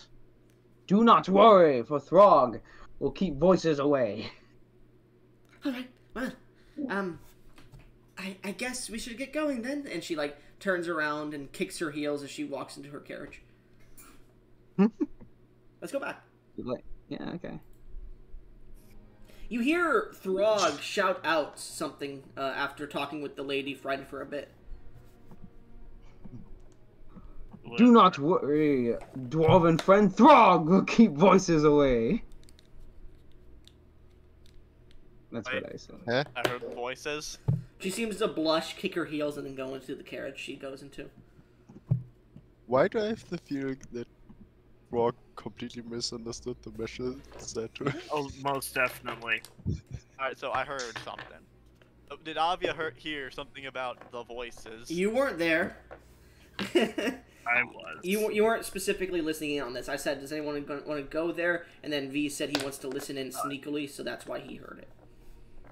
Okay. Meanwhile, the Green rest of you are Turam like was back at your camp, background. fixing everything up before you get going. So I'm guessing at this point, Throg's gonna come back towards our camp, right? Yes, he starts to head back towards the camp. As he passes by where I am, Smallgren's gonna come out from hiding. Hey, Throg. What'd you say to you, anyways? You mentioned something about voices I heard.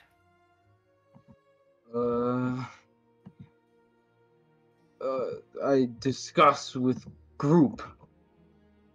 Alright, God. fair enough.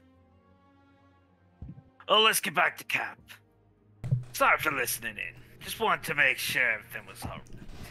Why wouldn't things be alright, Turtle? Don't worry about it, big friend. Cling, cling, cling, the turtle starts to walk alongside. Somehow managing to stealthily listen to a conversation and fucking plate mail. Because in this system, playmail has no downsides to that. Yeah, kind of weird, but it's fine. I like that. It's I mean, pretty it Yeah. kind of makes sense. I mean, in this case, like I Playmail said, has this- a. Okay, wait. Playmail has a downside to agility and. Evasion. Stealth is based upon... Oh wait, no, finesse. Yeah, Finesse stealth is based on finesse, yeah. Never mind. Agility is more like sprinting and like jumping and shit. It's your agility. Finesse is like being able to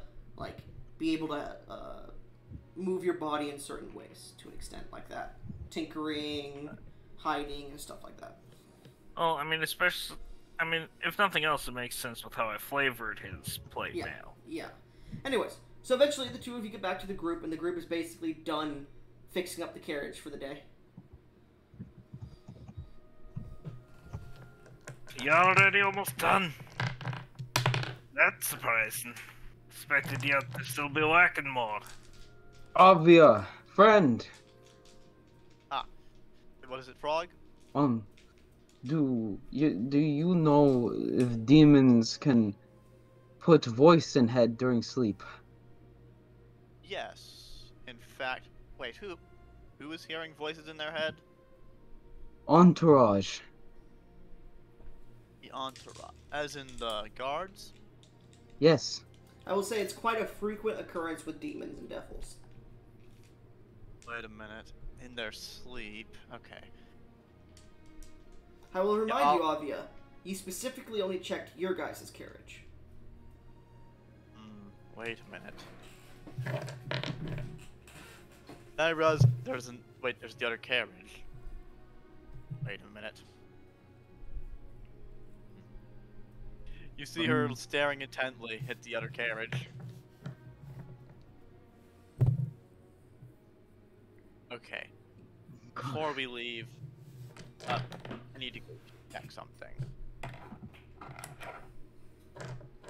Would you guys mind assisting me? I don't mind. Alright. What do you need Throg to do?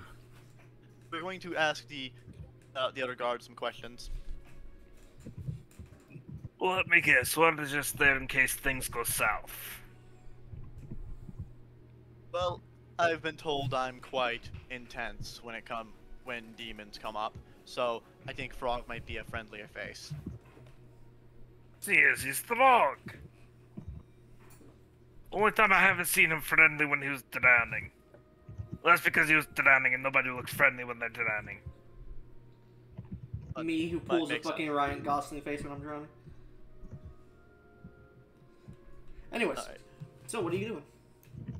So Avia is going to talk with the guards and ask them, you heard ask them basically, I heard something about you hearing voices during your sleep. What did they tell you? Make me a presence check just to see if you can get them to talk. You may be heroes of the Okay. city, but you are asking about like very personal shit. Alright, Oh, so spend a considering my hope dice to hunter give you training, to 1d6. could I add that to this? Sorry, what'd you say? Considering my demon hunter training, could I add that to this since it's I'll say that's more of like discovering demons and shit like that and knowing about them at that point, and how to deal with them. It's not really persuading people to give you information about them.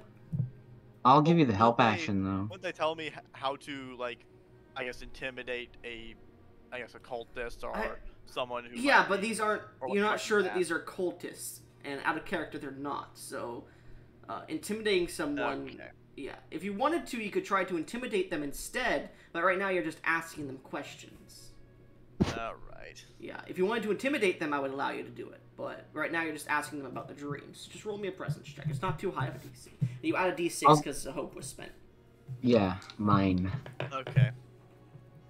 But I'm wondering, should I use that now? Don't use it now. Wait. No, like, I'm just wondering, should I use my hope dice now? Because this could be relevant. It's a low DC. You're fine. You'll be fine, dude. Natural I 1 and I natural can 2 for a If you want, 3. I can lend you my hope. Not I'll double give- nat ones is bad in this system No, it's because not. it's a crit. Yeah. No, I know it's bad for you. It's not for Yeah, I us, said it's a 1 and crit. 2. Wow. Yeah. Maybe. Okay. That's a 12 on the hope dice. And that's a 10 on the fear dice. Okay. And now let's add that d6. By the way, the DC was 10. Okay, that's only a 1. So that's 23. 23?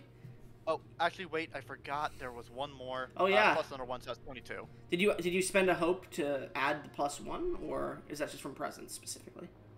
Oh, actually, wait, no, that was my... Actually, yeah, sorry. Considering my presence, that would actually make it a 24 in total. Okay. So, I'm just being stupid. you see a few of the guards look a little bit disturbed, and they are very tired, it looks like they didn't get any sleep at all. And they look at you and go, yeah, strange voice, female, telling us to go to Lucio's capital city, even though we were already headed there. Said not to worry, not to tell anybody about it, though. We thought it was just, something we ate, like one of those mushrooms that tries to spore into your mind. But, we did some, like, investigating, and none of us have any symptoms of anything. We're just tired. Feel drained. You see that as they keep listing off the symptoms, you can see that Avia's eyes are getting wider and wider, and she's beginning to look angrier and angrier. Just As drink I yourself think some seawater, you'll be fine. I think I have an idea of what this is. Can I do a knowledge check to see what type of demon this might be? Yeah, roll a knowledge check. And I'll say your demon knowledge... Demons and devils are kind of separate entities, but we'll say that you have training in I'm both. general fiend. Yeah. It's literally a general fiend. Yeah, fiendish. We'll call it fiendish instead. Yeah. But your Lucior doesn't give a shit about distinction between the two. Yeah.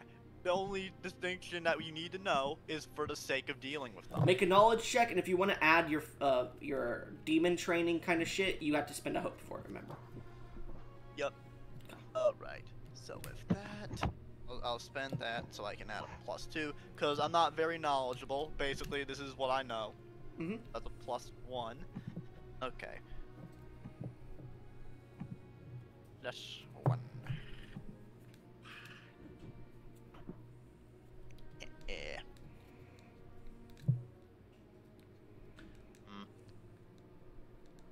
I'm just wondering. Okay, so I rested. Should I use this again? Should I use my dedicated You again are, because like, I'm... Use happy on that thing. I know, but it's demons. I Well, need if to you know already what type of rolled, you demon can't it is. use it. No, this Oh, I one's think for short or we long rest. I rested. Yeah, no, but if he rolled already, he can't change his roll.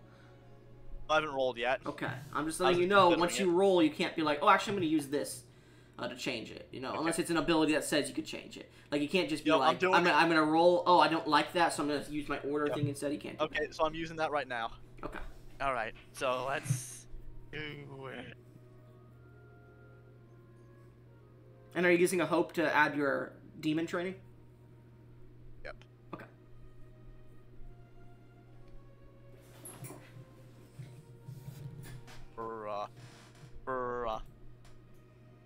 your roll? Okay. So I got a 1 on the hope dice, a 6 on the fear dice, Fear. and that's a +1, so making that an 8. What about your demon training? Is that just the +1? Actually, no, that would be Yeah.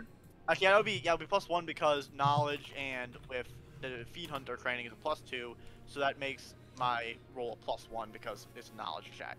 Unfortunately, there are a lot of demons and devils and even undead that you know of that can speak into a creature's mind while they sleep, can create like commands for creatures, and can siphon life force, mental strength. You're gonna need more information, but these guys don't seem to understand exactly what's going on either. And it seems whatever information you're trying to find, you can't really ascertain from them, even with them being as like open about it as they can be. Not too many possibilities, can't narrow it down. Alright. And the fact that it's keeping most of its, like, if it's a powerful demon of some sort, or like a demon that you know of, it's keeping its abilities hidden. And that means you know that it's pretty intelligent or knowledgeable about who you are, probably, or about being careful. So it's probably a crafty one. And that's kind of what gives you a little bit of like, whew, I'm in for a little bit here. It's not like fear overcomes you, it's more like, this is going to be a bit harder to identify. Alright. I'll be right back and grabbing a sandwich. It seems that the creatures, it seems the Hellspawn is being more careful here. So it's not going to be as easy to identify. Your character doesn't without know, maybe they know that you're here and they're being careful, maybe it doesn't know you're here and it's just a careful one indeed, you don't know. I'm telling you, all you need is a bit of seawater. You see one of the guards, like, picks up a pot of seawater they have that they've been boiling, takes a little bit out, and pukes on the ground. Hey, that's the voices coming out. You'll be fine. Small gray with bullshit coastal cures. Anyways, so, if there's anything else you guys would like to do, we can, but I would like to continue moving. Obvious just seething, trying to figure it out. Yeah. Yeah, I would assume Avia's first thought was, like, succubus, right? Or something like that? But she's Yeah. thinking, wait a minute. Yeah. There's too many other possibilities. Too many other possibilities. That was my first thought when you said, oh, I think I know what this is. Can I roll a knowledge check? I was like, does he think it's a succubus? But anyways. Continuing. The party makes way as they begin to get through the larger ridges of this mountain range, as they continue to make their check. Let's see, if you were right there, pushing through, you begin to move up with the river as it's flowing down towards the sea. I would like someone to roll me a D100 for the day of travel. See how far you get. As you're getting towards the border of the Stonehaven's kingdom. I don't know what the Stonehaven's kingdom is called. Ooh, 89. 89. If only it was 20 lower. As you guys come through this peak, ridges on your left and right, the river flowing in the center of it, you can see it's about 30 feet wide, this like cut in the ridge itself. There is definitely dwarven stone cutting here. You can see this is like the edge, the border of the kingdom to the wild ridges in the center of the three kingdoms of this continent at the moment.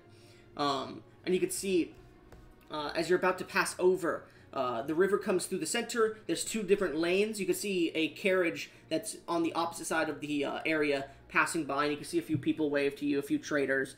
As you get to the point where you're about to crest over the border, a bunch of rocks from the upper ridges begin to fall towards your carriage. What are you all doing? You have very little time to react to this. Okay, I'm so gonna rocks try falling. and block it with the tower shield. All right, you hop to the Shield top of wall. your carriage and try to knock them away with your tower shield, basically. Pretty much, yeah. Okay. I'm When I going to can't help deal with with the the tower shield shield, wall. try to use my shell. All right, the both of you Yeah, hop also- up to try and block your carriage, kind of Spartaing this. Anybody else? Give you a hope, buddy. Both Give of you a hope. Oh, you're gonna give him advantage? Yes, I'm giving him a hope. Okay. I'll say, do you guys want to teamwork this? Yeah, Fuck yeah. we doing it. Set another thing. Okay, so who's initiating the teamwork option here? Me. Okay, so get rid of 3. Well, wait, no. I'm the main one. Well, no, that's for people to you specifically. If you're the one initiating it, it costs 3. If someone's initiating it with you, it costs 2. Oh, okay. Yeah. So yeah, I'd be initiating it probably. So get rid of 3 hope. Now both of you, roll me strength checks. You get Oh, wait, advantage, so Turtle Man, because they're giving you aid as well. Alright. One question. So what's Would that that do? mean A I D6. get rid of my hope as well? If you Uh, get rid of free hope. No, he gets rid of 3. You get rid of 1 to give him aid, which gives him advantage. That's different than teamwork. Okay. Yeah. And just forgetting then that I am an Earth Mage. So could you both of I- you roll strength checks, and we choose which one out of those 2 you want to use. Right. Oh, actually, you- could I use a question? Gum, could I use a hope on brutal conditioning? That's a lot of shit you're spending. What's brutal conditioning do? Remember that brutal conditioning was to represent my extremely harsh training during my childhood. I'll allow it. make me strong? You've spent 2 hope in total. He spent 3 so far. You have a D6 added to your roll, V. Both of you roll a Alright, strength can- check. Go ahead. Can I use No One Left Behind, since this is attempting Sure. to keep them from dying? Go ahead and spend another hope to do so. You get Alright, so you I'm get a gonna roll my D6 hope for die. advantage. Yeah, well no, both of you roll in chat because we get to choose who gets what. I'll say because Okay. it's both of you are rolling and you choose which one you want. That is fear 12 for 20. Plus, Mhm. since I'm adding that, that's another. No, plus this is 1 why from this is brutal. why you get to choose between the 2 of your rolls, because if he gets hope for 20 or like hope for 18 and you're not sure if the 18 passes, you could choose the fear, or you could choose the one that has hope instead and gain that hope, and both of you would gain Alright. hope. So there we go. And it also allows me to narratively choose what happens. Okay. Oh, hope for 24. Oh yeah, So you're gonna choose the hope 24, right? obviously. Yeah. All right. So as you both jump up and defend your carriage, the stones bounce off. Each of you mark off 1 armor point. I'll say from the shield. Actually, no. Shields are considered weapons. They don't count as armor points. That's fucking stupid. Correct. It's an open beta. It's fine. I think they should change that in the future, though, for sure. Smack a bitch with a shield. Yeah, I think it should have like a certain amount of armor points for the shield should be added onto your actual armor point. And it should be an armor value added on as well. But that's just my opinion. But as the rocks fall, you guys manage to push them to the side. As the 2 of you stand atop the carriage, both of you gain a hope, by the way, for that success with the hope. As you both look out towards, you can see the other carriage has been completely, the noble's carriage has been completely buried here. Let's take a small break here, a small intermission, because I need to use the restroom, and it seems Basilius isn't back yet. Yeah. I just got back to hear that that the other carriage is fucking buried under rocks. Yes, the ridge point you guys were traveling through to cross the border, which was like this 30 to 50 long, wide area of just like 2 ridges that, a large mountainous peak has been cut through, with a river pouring through it, and one side had a cart passing by, and then your 2 carts on the other side, the river coming through the center. The tops of the ridge fell in, and your 2 shield guardians managed to jump on top and deflect the rocks from you, gaining hope, but the other carriage was currently just covered in rocks and stone and debris. What are the rest of you doing? I'll say the other 2 are like a little bit exerted from that because you're having to hit these heavy rocks off your shield, so you're a bit exerted at the moment. What are the other 2 doing at this time? I'm gonna try and dig out the fucking people from the other carriage to see if they're even alive. All right, you go over to the other carriage and you start to move these heavy rocks. Make me a strength check. Gesh, what are you doing? Kind of like complimenting their intelligence because I'm literally an Earth Mage and could have just yanked the stone away. Could you have? Do you have an ability to do that with your domain cards?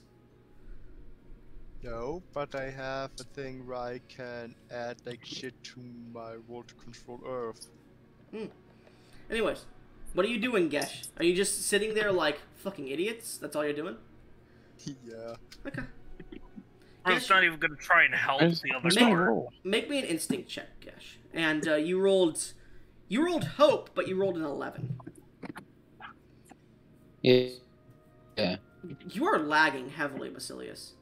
Are you on your phone now? You're 17. Oh, really? Yeah, I'm on my phone. Okay. I was grabbing a sandwich. I'm still in there. Okay. I'm just assembling it. Okay. So you Throg, are having a tough time moving these stones, and it takes you a few minutes, and eventually I assume your friends come to help you move it, correct? Of course. Yeah. Yes. It takes you guys a few minutes to, well, like a minute to relax yourselves because your body is tense after blocking those heavy-ass fucking rocks. And you manage to come over and help him pull it off. As you manage to pull out the survivors, about 3 of the guards died, so there's only 3 left.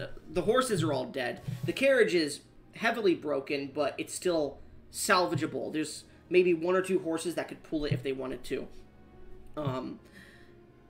The noblewoman is still alive, but heavily bruised. Ooh. Thank goodness. Okay. Meanwhile, Gesh, Yes. Zilza, whatever the fuck your name is, as you're looking up towards the ridge where they fell, you notice the area seems cut. Like, you were passing by it and you were, like, looking at the ridge to make sure nothing was, like, uneven about to fall for any traps or anything because of what's been going on lately. There was nothing there. As you're looking up, you see, like, a small bit of steam coming off the left ridge to you. I will try. Can I go up there? I'll allow you to climb up there as they're digging that out. As you get up there, you look to where the rocks, like, peak of the ridge fell in, and you see just this, like, starting to cool down, but burning cut. Like a laser just cut through it. That's very Perfectly normal. much concerning. Like it was just burnt through and cut, and the rocks fell. I will go back down again in a very voice. Say, guys, we have a big problem. Yeah, no problem. No Crafty. shit. What's the rock problem? slide wasn't an accident. That is a big problem. Somebody cut it. Lag. May I see the evidence? Yeah, follow me. Yes, I will Alright, show. so I'm gonna her. go after him. Okay. As you head up to the top of the ridge, you I see might the as well same go. scene, but it's less orange and less burning at the moment. It seems to have cooled down to the point, but it is a sheer cut edge. Hmm. Make me... This should be an instinct check. Actually, no, it would be a knowledge. It would be knowledge, technically. Knowledge and technicality. I mean, I did say I headed up with them, right? I didn't say that in my head. I didn't hear you, but I mean, I thought I okay. did. You may just be talking very quietly that I can't hear you. Sorry. So you're up there too. Cool. I'm with the noble lady. It's fine.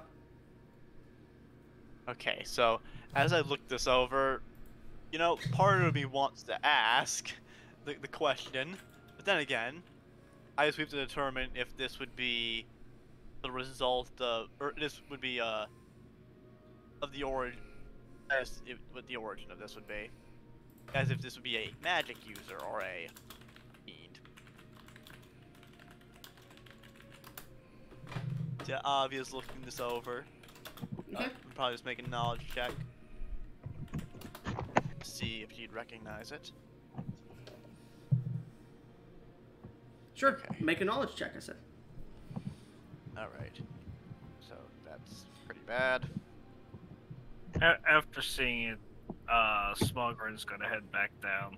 Okay. Alright, that's a Not caring too fear, much. and that's 8. Fear and 8. Good to know. So Look... hope. No, that's Chiron. Yeah, it's Kara. So anyways, give me a second to edit this message here to get extra fear here. Fear and 8. You're unable to determine whether it was demon or just straight mage in nature, but you can see fire. Well, it was probably cut with fire that was, how do I say, condensed to a degree that it would be like a blade. And it was quickly cut. And you didn't notice it being cut, even though you were on the lookout, which means it had to be cut quickly, or it was a spell that was placed beforehand that took effect as soon as the desired outcome happened. The desired trigger.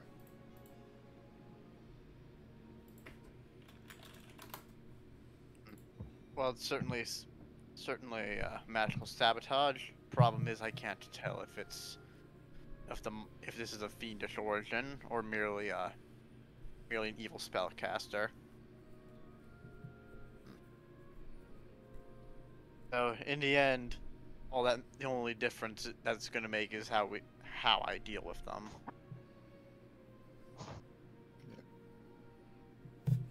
All right, we need to get back to the carriage. Meanwhile, Throg, as you're helping the lady out, she looks at you and blushes and goes, "Thank you, sorry, hit my head pretty hard there. I hope I'm not being too much of a nuisance. It looks like the carriage can still work. We should probably get out of the ridges here soon. I don't want another avalanche like that happening." Oh, it's okay. You're fine. It's no bother. It seemed, because I don't know, this is unnatural. This seemed just freak accident. This seemed like a freak accident. It's common occurrence when there's like these large cut areas. Yeah.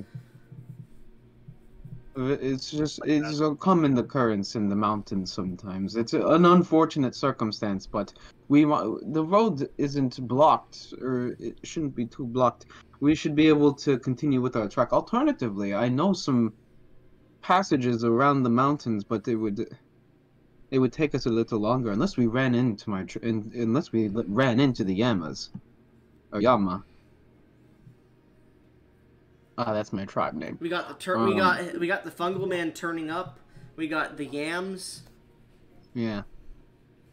Yama. My friend. Pun wasn't intentional. Where are my party members? At this point, you can see your party members returning. Avia first. Well, not Avia first. Sorry, the turtle first. Yeah, because I returned just after looking at it. Yeah, I forgot that it was you who did that, and then I realized that was him. Ah, friend. It is a cold, like, sunny day at the moment. There is a bit of snow, but not much. I was a little busy with digging our friends out to the rubble. How is the road? Can we continue? Did I not say in front of the lady? I'd rather you come over here so I can speak with you. Okay. And I'll be right back. And I'll walk towards my turtle friend. What is wrong? Well, it wasn't a natural slide. Someone sabotaged it. Sabotage? What do you mean? Did someone throw boulders? They cut it. I think. I Cut don't know. the Look stone. burnt. At this I don't point, know the other two arrive now. What? I just saw that it wasn't natural.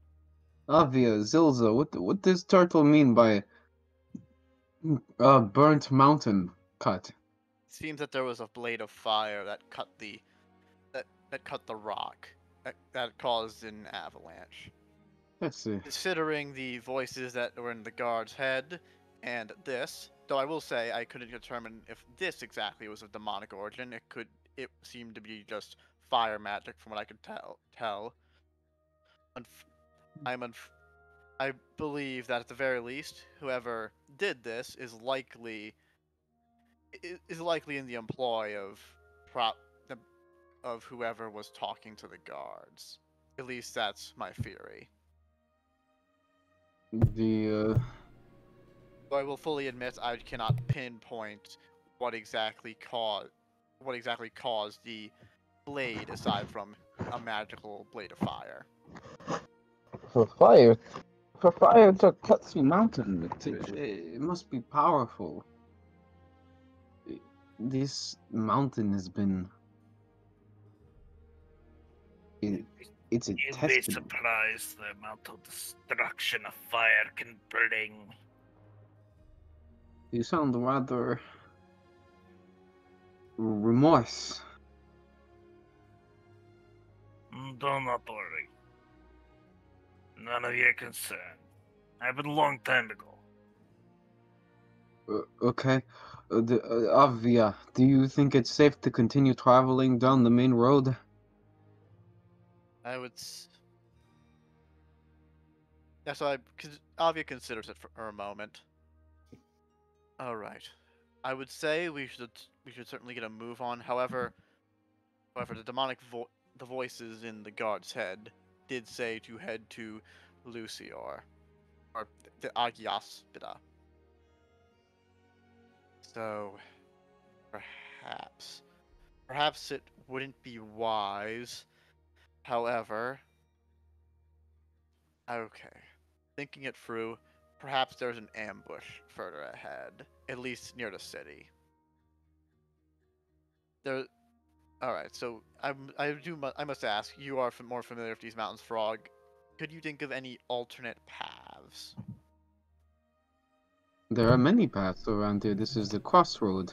We have many pathways leading further into the mountains, and we have alternative routes we can take that we know are safer for some lost, small people, we call them. Roll me a knowledge check or an instinct check, your choice. Knowledge or instinct? I'm doing instinct knowledge. is more like. Actually, no. It would be navigation, so it would be instinct specifically. Sorry. Okay. Can I? Or technically, it is recalling too. So you can navigate or recall. So yeah, your choice. Instinct or knowledge. Yeah, I'll recall. Can I spend a hope die for it's about the journey, not the destination? Because this is like alternative scenic routes almost. Sure. Yeah. Awesome. R2d12 plus nothing. It is a +1 because it's about the whole die. 12 hope for 14. Okay. You gain your rope die that you spent. 14. You can't recall any paths that wouldn't add at least a day or two. Well, not even a day or two. About 3 or 4 days onto the journey. There's a very dangerous route with a large ravine and deadly animals that exist there because it has a river that runs off into a hidden lake underneath. But it is a very dangerous route. It would probably only add a day onto your journey. That's the only thing you could recall, but you would not recommend it. There is many roads, though they would take us. It would add long time to the journey. Nothing more than 3 days at the most. But no, 3 or 4 days. Yeah. But... 3 or 4 days at most. But that is if we can move at a more optimal speed. I may be able to carry some of the guards, and their carriage looks serviceable enough for. Well, 3 of the guards are dead. Yeah, and they have dead horses. Yeah, they have dead horses, but they said that 2 horses, if they could, would be able to hold the remains of whatever's left of the cart. I don't know how many guards she has left alive, though. 3. Well, technically she has 1 guard left alive. You guys have 2 guards left. Yeah, so we could probably fit them, and I could walk with her just like in my hood, because I imagine my head is probably big enough for where my hood could fit her entire body. No, but yeah, it's close, but it's like more so only like her torso down to her like her knees. So in technicality, yes, but it's gonna be weird for you to do, and you'll have to make a strength check. Yeah, I wouldn't do that. She could probably ride with the crew. She could definitely, you could definitely carry her on your back or in your arms if you wanted to. Yeah, well, can I make like a knowledge or a check to see if I would know if my tribe might be coming around this area soon? It would be more of an instinct check, because it's more navigating where your tribe's been and where they usually go. Yeah, okay. So go ahead and make an instinct check. That's just a -1. 2d12 -1. Also 14 but fear. 14 but fear. I get another fear point. By the way, guys, I spent like 10 fear points this session, just so you guys are aware. Yeah. 14. Oh boy. They're not going to be anywhere around here. At the moment, it's been about a year since you met Avia originally, and they're probably heading back to the Holy Site within the next few months. So they're getting prepared for that. If we believe traveling on the main road is dangerous, then I do know some routes, but unfortunately, we can't go to my tribe. They'd be farther. They'd be far closer to God, what's your capital city again? That would be Diamond Wake. Agiata. Diamond Wake. Yeah, Oh, okay. yeah. They'd be rather close. They'd be heading towards Diamond Wake, at the moment. They are like on the opposite side of the valley. The way to We- out of the way, then. We can go through a safer route, but it would take us 3 days, 4 days maximum. Additional journey Oh. time. No. Frog. Now, considering the guards have had voices in their minds, it's very likely that that demons might be tracking us. So while the road likely might have some traps laid by the demon, there's a very likely chance that this has been planned out. There is still the possibility that if we take longer, the demons might be able to set up more traps on our journey, as they have an idea of where we'd be going. Well, would they? If we're being tracked and there's traps laid out ahead of us, how would they get far enough ahead to lay more? Well, what I'm saying is that with the voices in some of the guards' heads, there's a very likely chance that a demon might be tracking us. And considering this trap, it's very likely they know where we're going. Yeah, but my confusion stems from if we move first, how could they get further ahead of us? Magic. Okay. Demons can do things like teleport, lay wards, many other things. I've And also, not- if they're telling the guards to go to Agiaspita, there's a good chance they have already prepared something near the city. Okay. Throg, So my concern, Yeah. he's making sense. Yeah, you probably shouldn't go off the road because that would be more dangerous. Okay. You're right, Avia. I would simply say we need to keep in mind that while the main road is normally safer, there's a good chance that there has been some traps laid by demons. Okay, or roll at the very me- least people who work for them. Roll me an instinct check.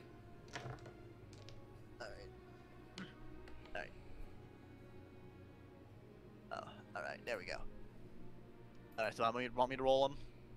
Yeah, roll him in chat here. Okay. Okay, so 2d12. Alright. Okay, so 16. Hope. Okay, gain a hope, and I'll send you the information in DMs. Alright. Oh god. We're gonna die. Word got his goddamn wish. What did you say? I said Mord got his wish. Anyways.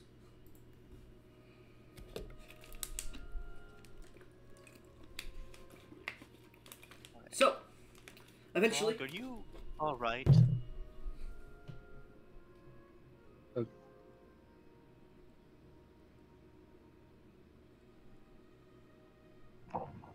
Throg. I thought Shadowy was starting to talk, and then everyone went silent. He I asked was you- asking, he asked you a are you question.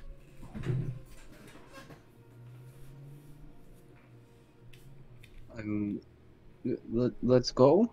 I will inform our dwarven friend about our current travel plan.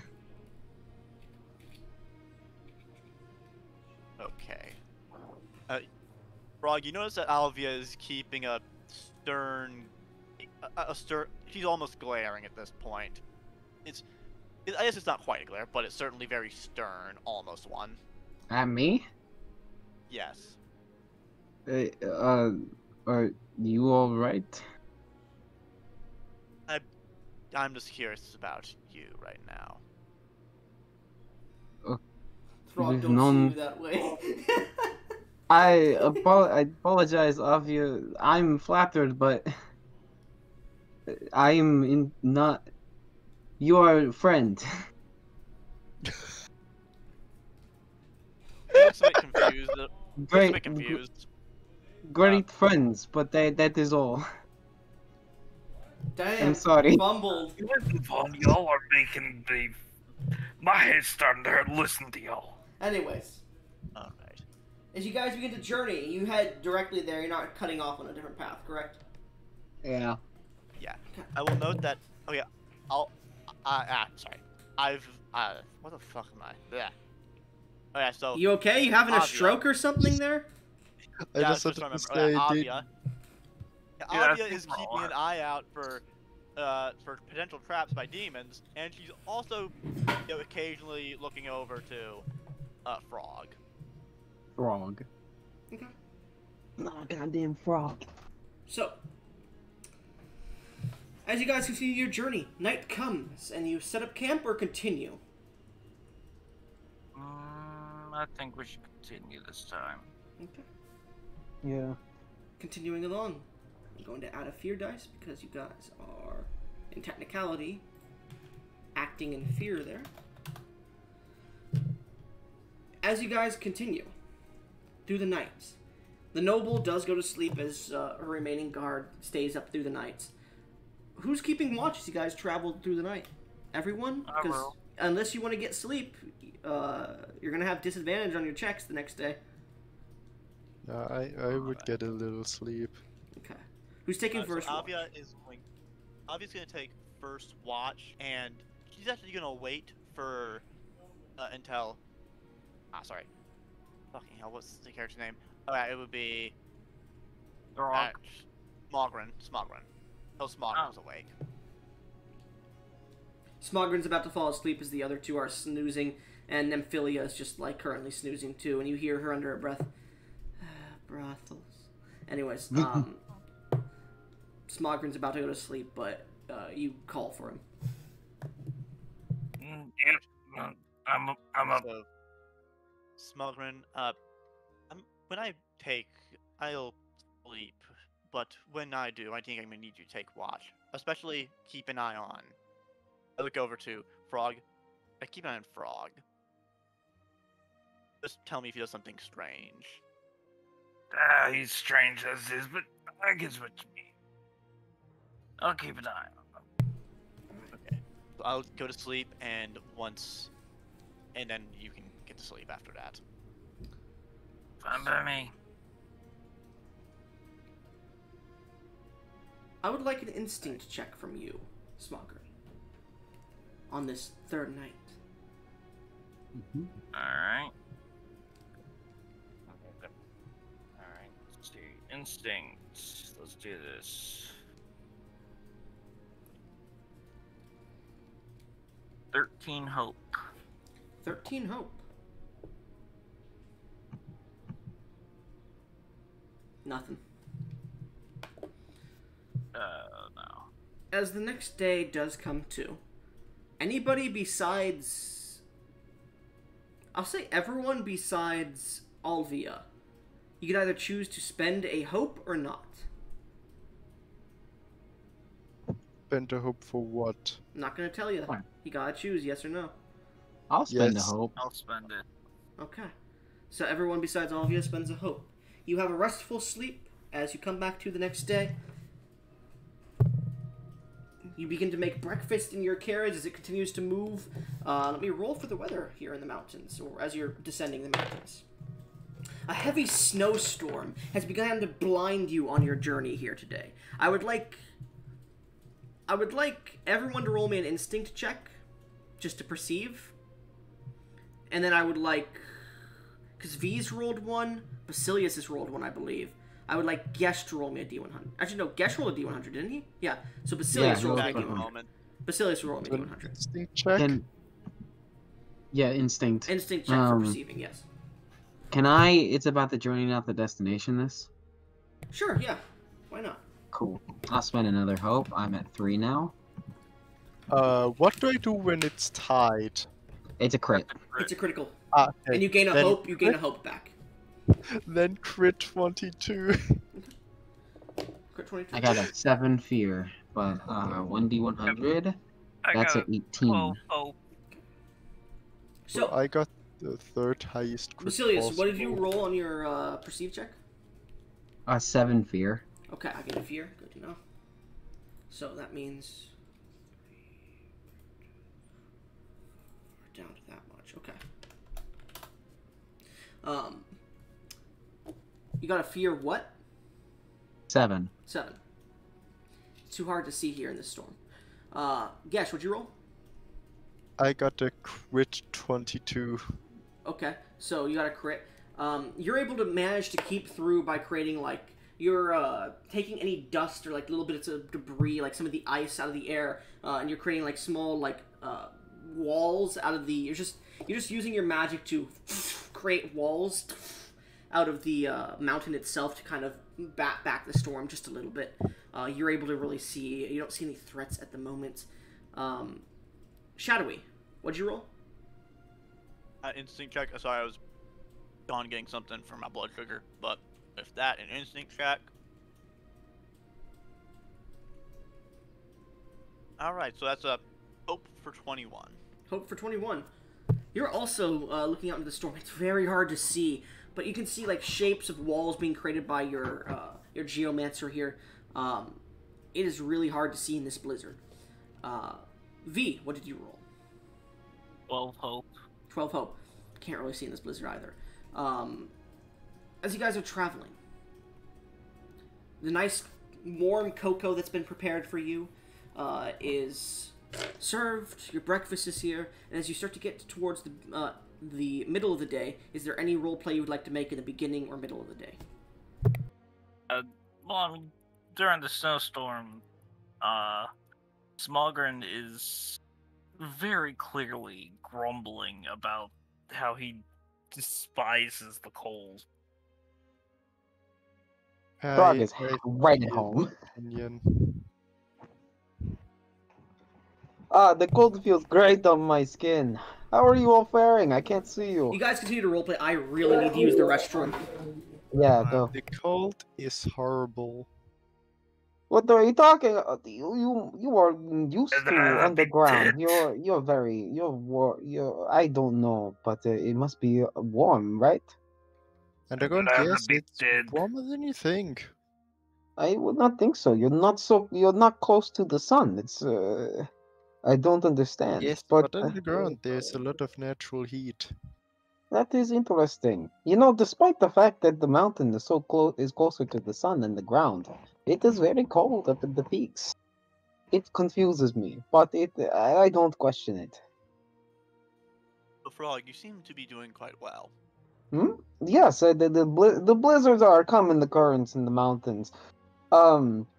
We have to deal with the Yama have to deal with it often, but we have grown the cold climate. We have grown used to. So there is it is not as inhabilitating, I believe is the word, that inhibiting. It is not that inhibiting as it is, I guess, to you all. Though I can't see. Haha. The only time I like the cold is when it's in the water. And this ain't in the water. You know, I don't like cold water. I like the warm water, the natural springs. You'll know, back in the northernmost side of the mountain valley, there is a very nice natural spring that is close to the mountaintop that my people like to go to. It is So we're very taking a nice. piss. I'm keeping an eye out. Alright, so, as you guys are speaking, the wind begins to howl a bit as some of the blizzards start to break against your rock, against your carriage. You guys start to notice You guys are feeling fine, but the guards of your carriage seem to be a little bit tired at the moment. As if they didn't get good rest. And you first equate that to not a good night's sleep because they're fucking manning the carriage the entire time. Olvia, you start to notice the bags under their eyes are heavier than it should be after that. They just left. They went to the bathroom. Okay. Never mind. You guys, I'll say you guys notice that, like, they're talking about a strange dream to each other, and they're wondering if they should bring it up to Olvia. But then you hear one of them go, "No, did you see how she acted towards the other guards? Fuck that shit." Fuck that shit, I'm out. Just so we all notice this? Yeah, Or is you it guys hear just- this because they're in the front of the carriage talking about it. I like move forward. Are you two okay? Hey, Throg, just some strange dreams last night, nothing to worry about. What kind of dreams? Ooh. Kind of personal, my friend. Make me a presence check.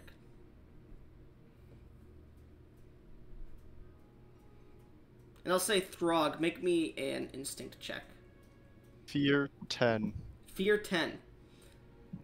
You ask because you're afraid of what his answer might be. The demon's talking to him once again. And he seems to, like, look away and continue his driving. What'd you roll, Throg? A 3. Fear. Man, these demons must be getting to even your carriage now. I'll say, Zilza, if you want to roll me a perceive instinct check, you can. I will. Oh, you both rolled fear. Okay, let me add that extra one. I love this fear and hope system, man. It's so good. Fear 8. Fear 8? I'm back. You see they both look very embarrassed as you ask and turn away, and you get the feeling you know what dream they were having, and it kind of frightens you. Oh, wait. Wait. Question. frightens Since even more I'm than assuming we're the questioning demons. the guards about their dreams. Yes, oh Whoa. yeah, you hear, well, everyone would have heard the guards, like, Throg being the closest to them, would have heard them saying they don't want to tell Olvia about the dreams because of how she acted with the other guards. And then they asked about the dreams, and, at this point, Zilza, has kind of ascertained what kind of dreams they had.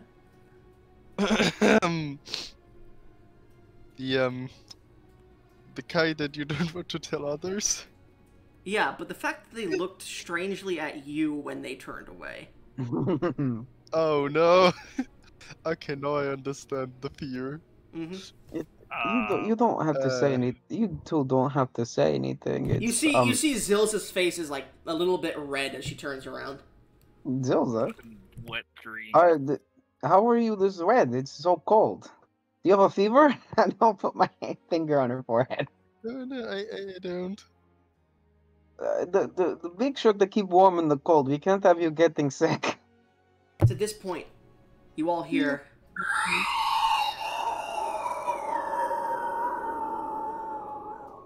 echoing throughout the entire mountain range, and you, Throg, immediately recognize the sound. Oh shit. You recognize that your tribe runs when they hear it. We have to move. Well, that was one hell of a scream. We have to move now. As you say this to the guards, you all look out the flapping tent. Well, not flapping tent. It's not a covered carriage. You look out the window, the frosted window of your carriage, and you quickly wipe it away, and you see, flying high above the higher areas of the mountain, not seemingly having noticed you just yet, a large, leathery body with spine across its back that seems to protrude. A little bit of feathers coming off of it, but a large beaked jaw and teeth gnarly coming out of it. I don't know how to describe this properly. I don't know how to describe a dragon properly, but you see a large, about 50 to 100 foot long dragon flying through the sky. And you see some feathers coming off of it, which dragons don't usually have. Let's just know. Throg, you Just- recognize the creature as the Stormbringer. Stormbringer. We have to move. Thank God it hasn't noticed us. You see Are the you guards sure look about over to that? this, just terrified, and they're just like frozen in places. The horses are just trotting along slowly. Actually, no, the horses heard it. The horses heard it. Give me a second. Yeah, no, the horses are booking it. God, that thing eats my kind for breakfast. Alvia, you're the first to detect it. Ding! A bell-like sound, but you detect demonic energy. Oh no. All right, guys. You watch as the ear flap of the dragon in the distance opens, and it looks over in your guys' direction. That's 5 fear. Yeah. Alright, as I sense this demonic presence, you guys can see that Avia is guessing it seems like the hair on her neck seems to stand up as she tenses up and looks up towards the great feathery beast. Well, it's a great worm, but it just has feathers on it too. As Yeah. an old saying in my city goes, fuck this shit, I'm out. The Stormbringer. You see, it looks in your direction, and I'm gonna roll to see if it perceives you. That's not good. So, Alright. Good for us or good for the dragon? as the I'll carriage, say I'm staring at the beast. go ahead. I'm gonna say this. As this occurs, that Avia is just standing on the carriage, looking directly at Stormbringer. Stormbringer is not the demon. It's a I dragon. know, but I recognize the demonic influence. Where? The one that called it to its attention to you? Yes. Yeah. You see I'm at the Stormbringer ready. stares down, and then suddenly the storm gets heavier, and you lose sight of it. What are you doing? Right, Run. men, we must ready our positions. Now we must beast- run. Avia, what? The No, we are jackals- running! What Well, can't that's- the ship Turam? Alright. The carriage like rocks heavily as it hits a rock. Alright. Ugh. Alright. Case in You point. guys get the carriage to move quicker. I'll at the very least keep an eye out for the creature. We can't see. Get back in the fucking car. Don't let it see you. Well, no, I'm staying in the cart. Alvia's staying in the cart. She's just keeping an eye out. Oh, I thought you Alright. said you were on top of it, like staring at. Alvia, make me an instinct check. Yeah, Alvia's getting in the cart, but she's looking for it. You guys are in the cart already. The cart has been moving. Yeah. You saw this as it was moving. Jesus. Yeah, I know. Then why are you saying you're getting in the cart? You're already in it. Well, because No, I'm he's explaining to me. Okay. to him. Okay. There we go. I will say so everyone that- does mark off stress, though. A One stress? stroke is- Yes, just from the stress of seeing that large creature turn its attention to you, as well as the fucking cold of the mountain pass you're on right now. What does Except for stress you, do Throg. again? Except for you, Throg. Stress is kind of like a buffer, and it also allows you to activate certain abilities. If you don't Oh. take if you don't take enough damage to meet a threshold, you kind of take a stress point. So I'm still taking a stress point, or was that except me? Except you. Alright, so Okay. instinct. You're roll. close, but you're not there just yet, Throg. You know, you're edging the stress. Yeah, yeah. I'll give you all the hope because that was a bad joke. Alright. I'm a radiant max soap man. You shouldn't be Okay, at so max. I only I'm gonna- used like 2 hope in total and then gained it immediately back. So You gained if one you guys hope from are the. keeping an eye Oh no, out, because you rolled twice. never mind. alright. So I'm actually gonna spend hope. So since Avia's keeping an eye out for the dragon, I'm gonna basically try to help you guys get away by, I guess, looking for shit because I'm pretty sure I could see through the storm a bit better with the initial instinct roll. No, the storm has gotten much heavier since then because it noticed Okay. you and then caused the storm to become heavier. So you're making an instinct so check there's- to see if you see it. Alright. So in that case, do you think I could try helping one of you guys if you're looking for it? No one. I'm asking what the rest of the party's doing. You said you wanted to look before anybody else said anything here, Shadowy. Alright. What is the rest of the party doing before you decide to help somebody? I'm gonna try and keep the guards calm. How so? I'm gonna try and distract them from this moment. Tell them, I guess, maybe not a story, but like coach them through like it is okay. My tribe has already been through this many times. We just got to keep moving forward, Mhm. and just don't pay attention to it. Any mind it can set. It has been said that it can sense fear, and as long as we keep our minds ahead on the goal at hand, we should be fine. Make a presence check with disadvantage because you said it could sense fear, and they are fucking frightened. Damn. Our 2d12 plus 1 disadvantage. I think it only rolled once, so I'll do No, that it rolled again. twice. Oh yeah, no, you Okay. can't get disadvantage with 2d12.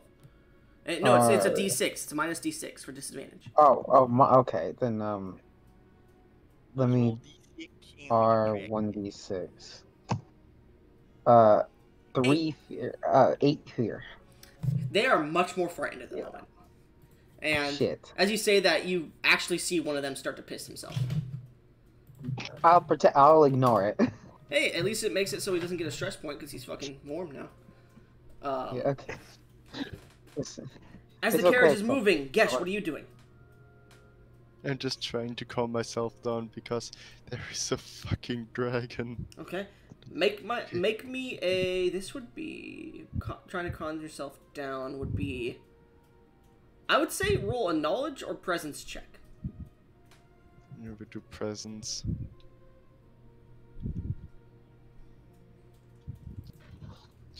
Oh god, that's fear 14.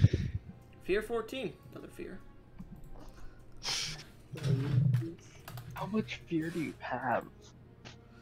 Why do I always roll fear? All right. You calm yourself just a little bit, and then like you look out the window and you see a gigantic eye outside the window. Oh no. Anyways, what are you doing, V? Yeah, I'm gonna be trying to look around for it so I can try to soften the impact for it, Yeah. because it's inevitably gonna hit. Oh wait, wait a minute, isn't that a team? The teamwork rule lets you get rid of free. It uses 3 hope. Yeah. So I'm actually gonna work together with V's character. Mhm. Yes, I'm gonna work together with Smogren. I need to remember that name. Okay. Alright, so What are you Smogren, trying I'm to gonna do use free here? hope. Basically, we're gonna work together to try to find this fucking dragon. What? We're gonna. That's not what V's doing. He said something about softening the hit. Because it's inevitably gonna come after the Okay. carriage, so I need to figure out where it's going to hit. I'm Okay, in keeping that an case, eye out I'll for it. help you by. Since I'm looking at. Okay, so you're looking for the I'll dragon. help you in that way. In Yeah. that case, Okay, okay. here's both what of I you, do. if Since I'm you're- looking for the dragon. Jesus fucking Christ. What are you doing, Shadowy? Because you're kind of. I'm trying to keep the narrative going here. You're looking for the dragon. Are you team working with V or no? Alright, I think right now what I'm gonna do is I'm going to at least help Smogren by looking for the dragon so he can better prepare. Okay, so are you giving him 1 hope to give him an advantage, or are you using 3 hope to teamwork? Alright, since teamwork would imply we're both working on the same thing, but we're working on different things, I would say 1 hope. Okay. Make more sense. So, Smog, roll your 2d12 and this But would I'm be pretty sure I an do need to roll instinct, so I do need to roll instinct. Mm-hmm. Both of you roll instinct, and Turtle Man roll it with a d6, please. Alright. Alright, that's a 17 hope. Okay. Alright, there's 12, 11. Okay, and that was hope as well. Good. You both notice, as she's trying to calm herself down, Zilda looks out the window and suddenly startles for a second as you guys see the large eye disappear into the storm again. And you guys start to try and track its movements, and you see just a bit of a shadow as you both notice it's seemingly flying around investigating your carriages at the moment. Does anybody have magic items on them, like a magic weapon? Yeah. Yeah. Okay.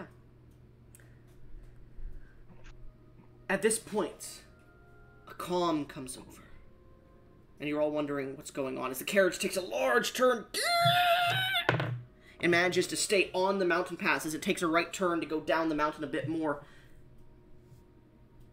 The carriage stops moving. You guys see the horses continue to move forward as the reins are broken, and the ground starts to move a bit down. Why is the ground moving down? You guys look up, and you see in the top of the carriage draconic claws mixed with a bit of talons I've pushed into the carriage itself on both sides. Oh no. So it picked up our carriage. It seems so.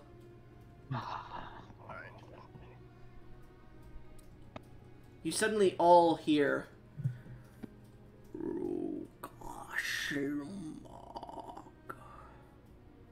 I don't think any of you speak the dragon language, correct? I didn't even think we taking don't have language was an languages. option. I know. I'm saying because none of you are the Draken or whatever they call them. You do not speak this at the moment. You hear what sounds like Dragonoid speaking, and it seems to be directed towards those in the carriage. A demand of sorts. I'll say everyone can roll a knowledge check to try and analyze.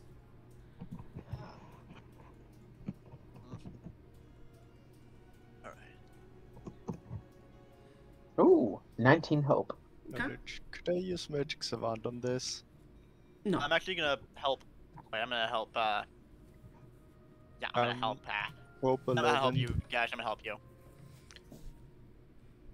Okay, so that's a 15. D6 on top of that. Yeah. Mhm.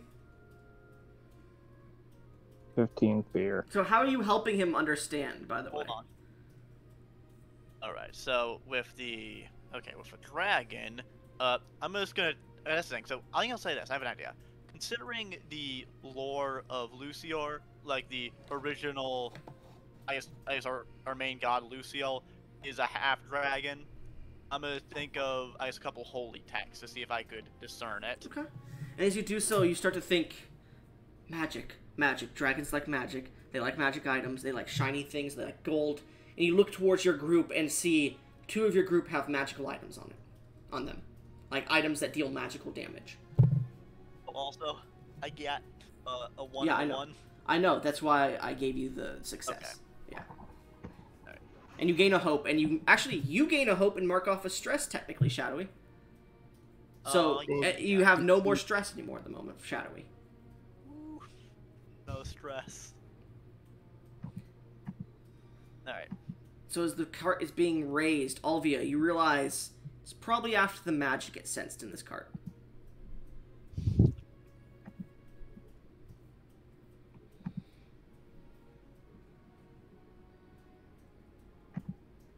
You're being lifted higher and higher.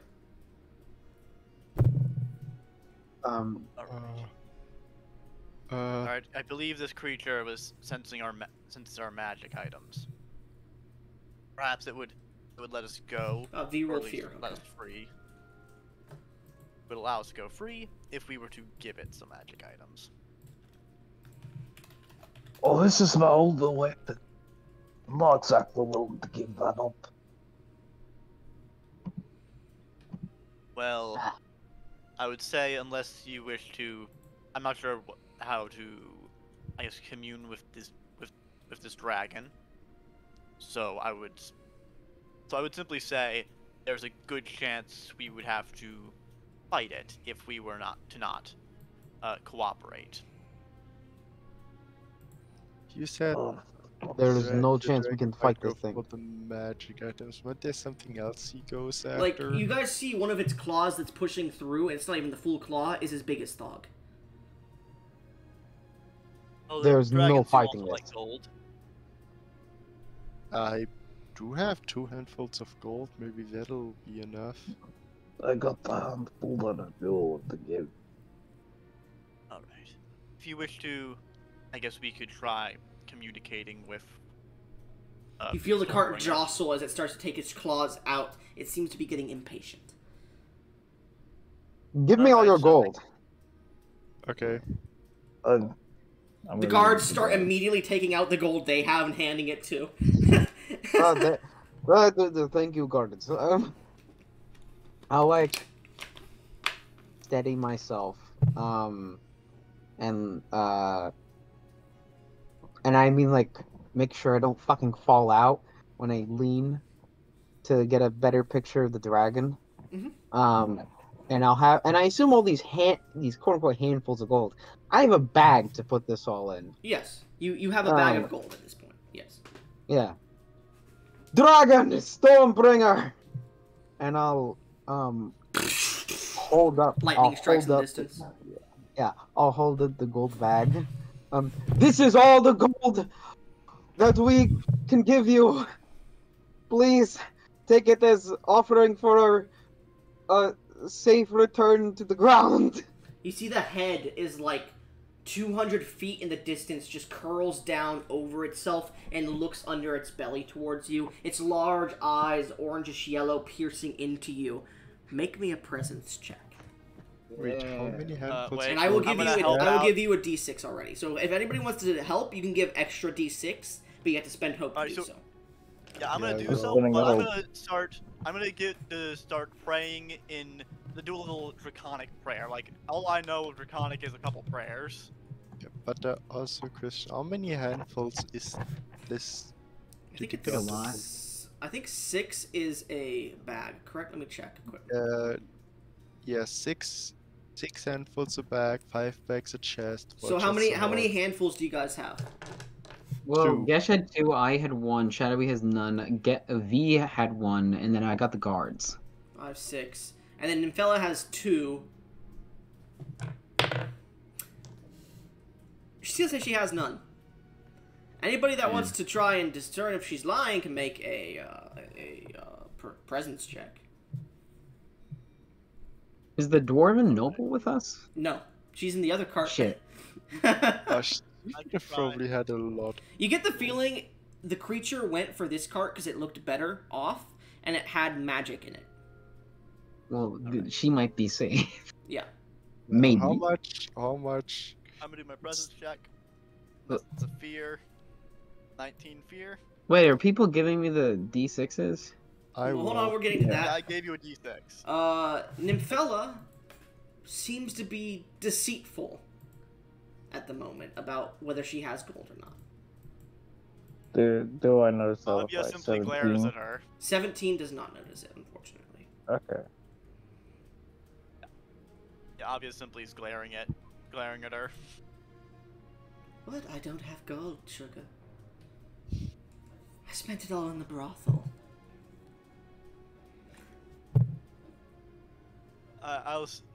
I guess, actually, Olivia simply points up to the claw. True. Here, and she hands the 2 handfuls of gold over. Best friend Nymphella. Thank you. Where did you didn't have gold before. Where did you find this? I don't know. Wow, you're very great at investigating. I know. Anyways, so who is spending a hope to give a d6 to the giant? Okay, you. I will. I am. So that's 3. Nymphella's You not. said you were. Yeah. So it's Shadowy, But with Gesh, and guards. V. Okay, go ahead and roll with 3d6. I thought you said you were Do giving the him guards one, give me the information? already. I mean, The guards do not, because they are fucking frightened. They don't know what the fuck's happening. How No, are no, you guys no. I giving mean, him... like you as a DM said. Yes, I you were know, giving I him know, one. I know. I was gonna ask you how you two are giving advantage, though. Describe it, please. I am also giving him a bit of my small jewelry Okay, as an extra. sure. And then V, how are you doing so? Just gonna kind of pat him on the back and see heads up. I believe in you. If anyone can convince them, it's you. You don't. oh, no.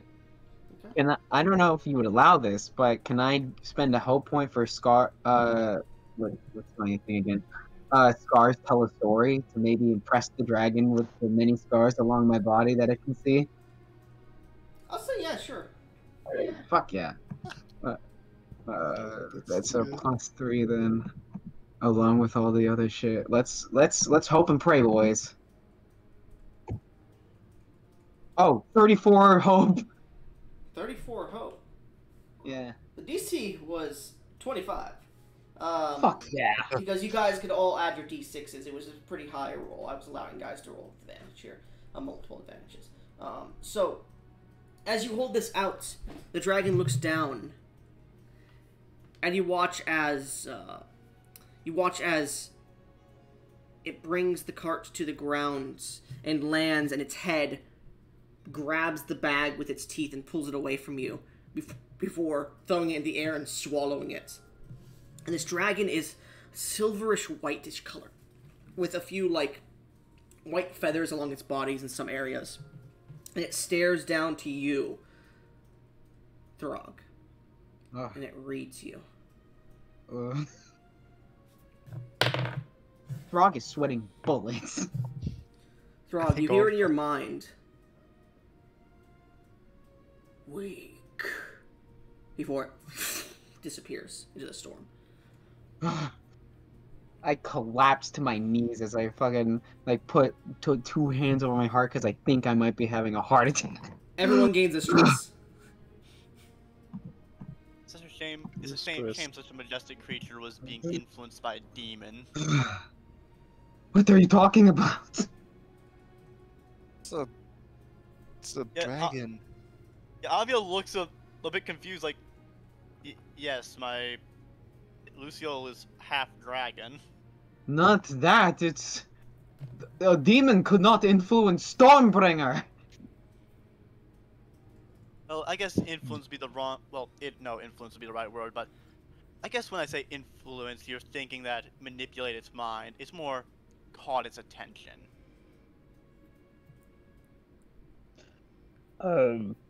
Smogren is going to go over to Throg.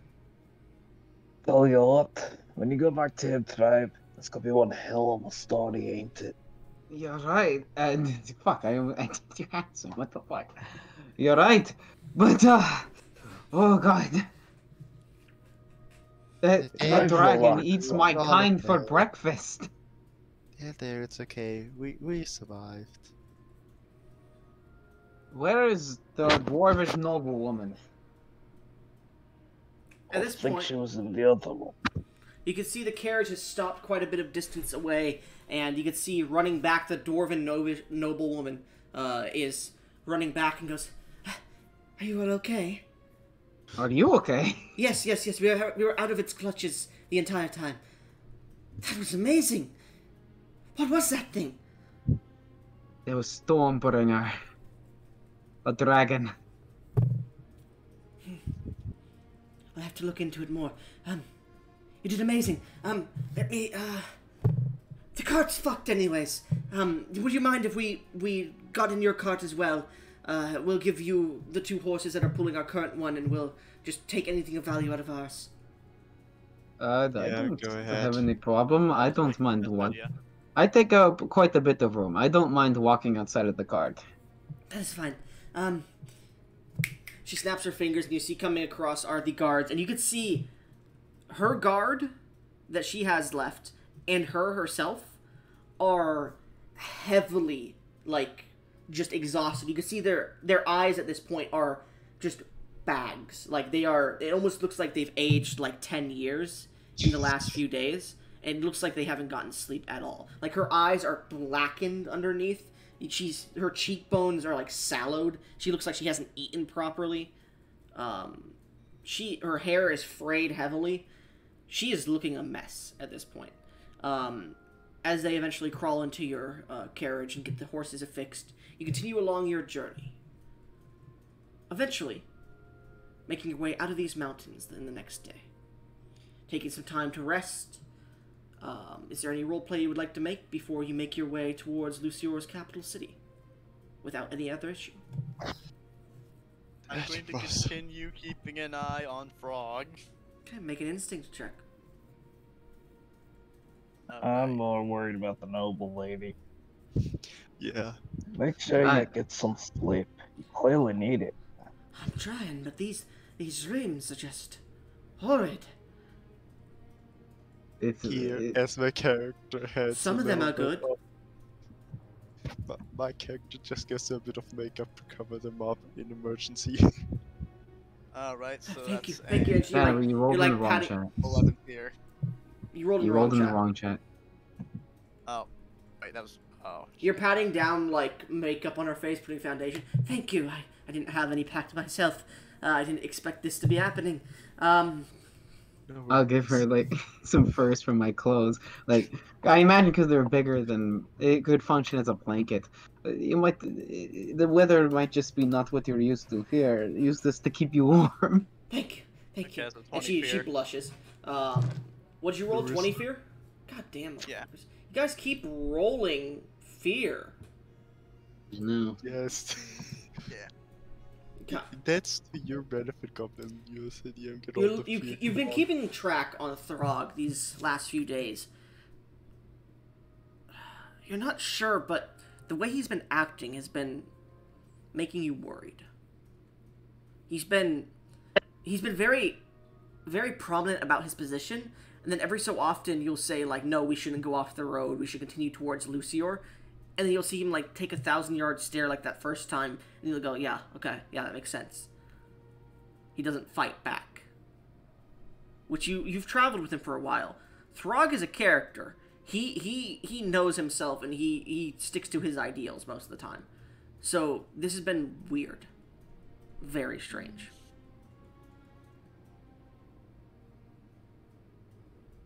Alright, so considering what's been going on so far, I'm starting to get an idea that perhaps. I guess I'm wondering. Yeah, because I'm thinking, obvious getting an idea that perhaps this road isn't the best one.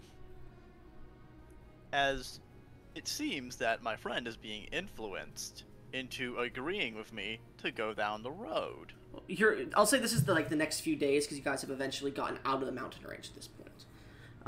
But yes, you do make this assertion that he might be being influenced in some way. Avi, does your order know any warding anything about demons? Our companions need their sleep, and if the voices. I mean, I've never had to deal with Unfortunately- anything by the sea. Well, my So order perhaps would we know just it, but surround the them with issue that. is I am not that well versed in magic. I know a few things about magic, but I cannot perform it myself. Well, we all seem a bit stressed here. Let me just play a little ditty to ease you, Nymphella starts to say as she starts to, like, take her bracers and starts to shake her wrist a bit and starts to begin to dance in the carriage to perform for you all. Let's see, where is it? I'll say this is during a long rest you guys are taking, or a moment of calm. Play a grass whistle. Oh, I'm gonna get rid of my stress. Yep. Oh, that's Yeah, the wrong one. I'm gonna get rid of- Sorry, it's not a stress, actually. What the fuck? What is that? Okay, I thought it was stress. No, it's just hope. Okay, you guys... No, sorry. Nope, that's the wrong one. Okay, yeah, no, you all gain a hope instead, if you haven't lost one. Ooh. I'll say just for it, if you are at max hope and this would give you a hope, you lose a stress instead. Oh. Fuck yeah, it was a stress. Okay. Yeah, So, I'm using my action during the long rest to, yeah. just calm down. And I assume during the long rests and whatnot that you guys are traveling, you guys are calming yourself too. Yeah. Okay. The hope gave me no stress, so can I try and help the guards lose stress? How are you gonna try to help the guards lose stress? Distract them from the worries with a story. Sure. You go ahead and tell us the story. Okay. Got This the is- round. This is what Daggerheart is about, man. Yep. Let me tell you the story of how I got a scar across my eye. Have you ever heard of the word Pandora? Motherfucker. Anyway, so you tell the story about how you got the scar on your eye. What's the story this time? There I was, with my giant's pack. We were traversing the mountains in the northeastern side, very close to Diamond Shear. And then suddenly, there was a... Yeah, Diamond Wake. And then, a massive storm appeared out of nowhere, disrupting the group. Everyone was lost, I alone. And I traveled back, trying to search for my clansmen, the Scald Storm, to reunite with the Iron King and Mountain Packs in order to rally us. When suddenly, a great winged beast, with the head of a lion, the tail of a scorpion, and the claws of a bear, it flew out of the mountain peaks and it flew out of the mountain peaks and slashed across my face, giving me the very scar you see. But I did not go down without a fight. I grabbed my great axe and I cleaved it with all my might and chopped off its paw. As these guards are listening regally to this story, the rest of you are like, yes, the false tale about how he got that scar on his face. We've all heard 15 different stories about it. But yes, you do relieve their stress a little bit. Over the next few days, eventually, you settle down about a day's journey out from Lucior's capital city. Which, if I look at the map, is it in a plains specifically? Or no? Let me check. Yeah, it has a small bit of plains. You guys have settled down between a small farming village and the capital city. There's not really much room, so you guys have just settled down in tents and whatnot. As you settle down in your small encampment, the condition of both your guards and the guard and the noble have gotten much worse, as if like they look like they're on death's door at this point. As you guys settle down for the night,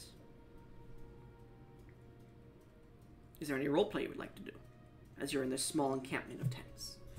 So yeah, they've been trying to sleep at the very least. They've been trying, but they seem, I'll say, over the course of your investigation of this, they've been having dreams of both conversations, like evil dreams passing into their mind, as well as succulent dreams. And I will say specifically, you know, they've been having dreams of desire, which has narrowed you down to believing it may be a succubus or an incubus.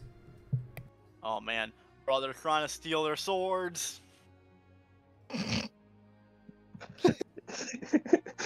God damn it. I gotta give you that one, Sherry. That one was good. Was it?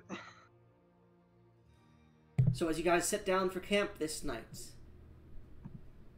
what are you doing? Alright. So first, I'm gonna... Okay, I guess... Alright, I'm gonna try to help the guards sleep. So firstly, I'm gonna look over their weapons. What are they?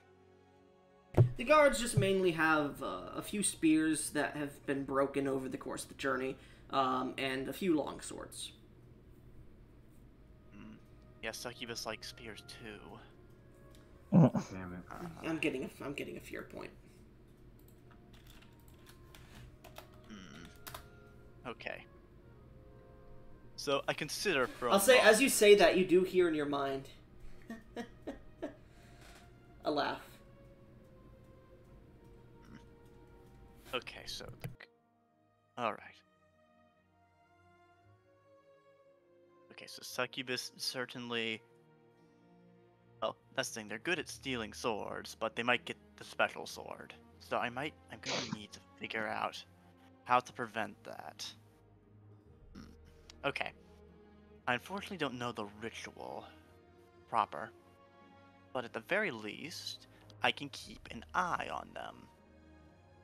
Okay. Technically, it's been So a few as I- days, so I'm gonna put it up to a 10 counter in technicality. Yeah, Okay. so I'm just saying, I'm thinking, so from what I'm just trying to think back to what I know that the priestess do to protect from succubus. They usually use holy magic, which you unfortunately don't have any. If you would like to try and spend time trying to emulate it to an Wow. extent, Yeah. Alright, Yeah. so the way I see it, I'm going to have to emulate the sword protection ritual. Okay, so you're trying to emulate the chastity ritual. As you do so, I would like you to... How long are you spending on this as everyone's starting to tuck down, trying to emulate the ritual to an extent? I will spend all night to make sure this ritual works. And also, I'm going to use my dedicated, because it's been a couple days. So I'm dedicated on this. I will say roll a knowledge check, and I will say for each person you're attempting to cast it on, which in total your group has 3... The guards would include 6, 7 in total. For each person you attempt to cast this ritual on, whether you fail or not, mark a stress off. So you're trying to cast it on everybody or certain people? Okay, so everybody would mean more than that because there's 7. Mm-hmm. Okay, so since the guards are looking almost dead, how many of them are left? Well, 2 of them are, like, really heavily bad, and those are your guards. The one guard of the noble is, like, at this point, have you guys ever seen the meme where it's, like, Tiger and Nerd, and, like, he's in bed, like, just drained like the mummy, the alien? Yes. Basically, Yeah. he's looking like that. Like, his beard has fallen out, his eyes are sunken to the point where you could see his skull shape. His eyes themselves have gone, like, really cloudy. Alright. So, so in that case, there's the noble woman who's getting close, and then there's the guard 1, guard 2, and guard 3, so that's 4. He's getting Okay. close. So I'll do it on 4. Guess you lose a hope. Oh, why? Wasn't that bad? You'll do it on 4 people, so mark 4 stress, and then make your check. Yeah. Okay. So that's that. Also, I'm gonna use a hope because this is some anti-demon, or at least I'm gonna try to use my Fiend Hunter training. Okay. As a Fiend Hunter, you weren't really trained specifically in this, but I'll allow it because some were. You specifically never got, like, the ability to, like... I guess to be fair... Yeah, you never really understood it, but now that you need it, you're like, I need to try and remember my training, so I'll allow it. Basically, trying to remember what the priestesses were doing. Yeah.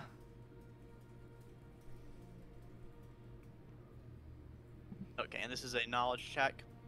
Yeah. Okay, so that's a +1. This is technically a recall/comprehend check, so yeah. Okay, that's a 17 on the hope die. Okay. And a 12 on the fear die. So plus that's a total of 30. 30. It takes you a few hours, but you get the feeling you know how to cast the ritual.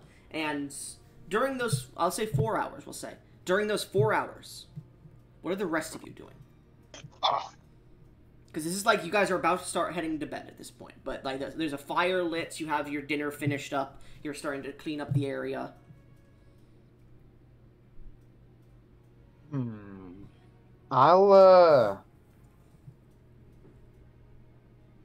I think I'm gonna stick by the guards and the dwarven woman as they are, like, heading down to sleep to see if maybe I can catch if something is, like, trying to enter their dreams from where, like, the material plane.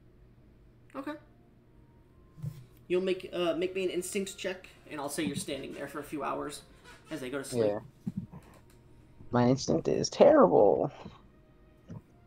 Gonna try to assist by being A 6 hope. V, what about you? Oh, I'd probably be. I mean, I saw how bad the one guard looked, as well as the noble one. I'm trying to make sure that they get some good sleep. Okay. So you're gonna do the same thing guarding their tent? Yeah. Make an instinct check. Could I do determined to assist? Sure, I'll allow that. Spend a hope to do so. Yep.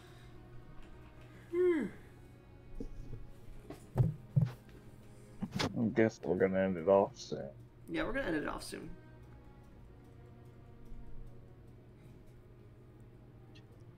Okay. 13 hope. Right. 13 hope. Okay. And what about you, Gesh? What are you doing? I would try to make like small walls around the camp, so at least like smaller animals can't get over it. Make me a spellcast check. Spellcast check, okay. You spend a hope to do the magic thing if you wanted to. I will do the magic savant. Okay. It's a +3 in total. That's hope 12. Okay, you're starting to create this stuff as you see Alvia is kind of like finishing up her rituals.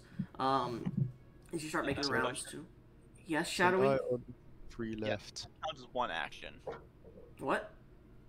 Would the reward making count as an action from downtime? I would say I'm not using the actions here because I'm trying to narratively state something here. You guys are on guard, so this isn't really a long rest in states. So this is I will say that costs 2 actions. So you're trying to recall and then make the shit. So you recalling and then placing it on people would be 2 actions. But at the moment, you've only used 1 to recall how to do it. Meanwhile, you, V. You're standing there in the tent, guarding as the guards and the noblewoman are going to sleep. And you watch as Throg suddenly, his eyes go 1,000-yard stare, and he just stands there. Hey, Throg. I'm gonna kind of poke him a bit. You good there, buddy? You poke him and like try to shake him, but he's just kind of catatonic at the moment. So at this point, you hear the flap to the tent open. Immediately look over. Make me an instinct check.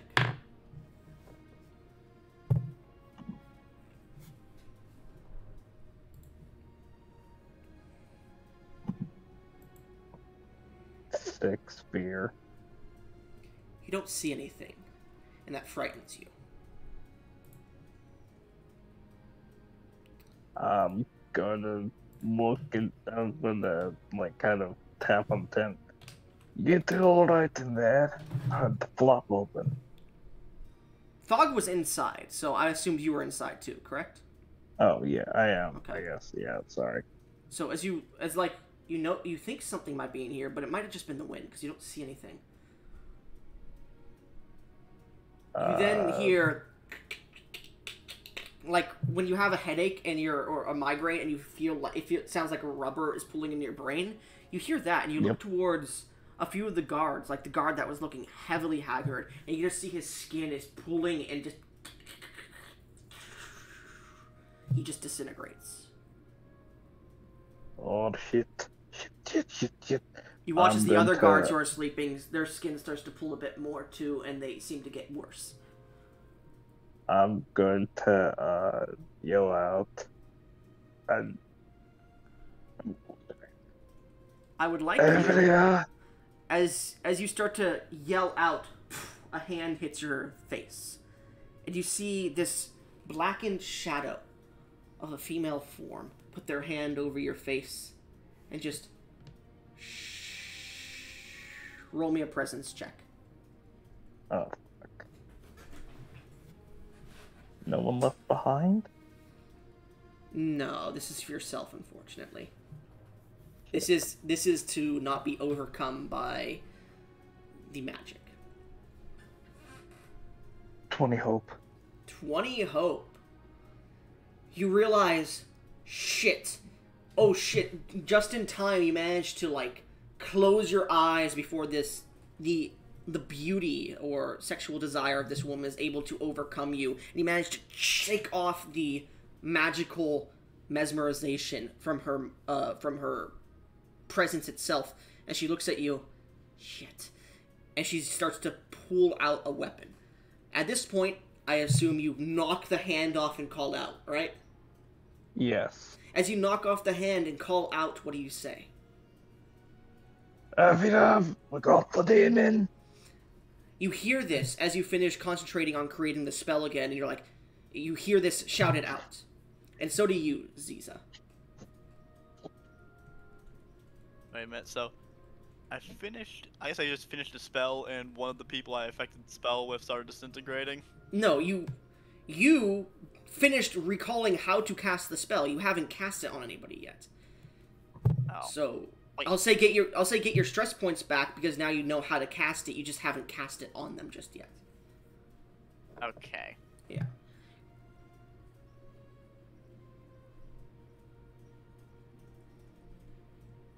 Alright. So as you hear this, you realize shit's going down, and you start to rush towards the tent, I assume, correct? Yeah, with Unbridled Fury full use vault mode. Pulling out your weapons and rushing towards the tent, you enter into the tent to see this sexualized woman with a tail and these horns that come back, made of this black ichor that just drips off as she seems to be in a rage, looking at you as you enter.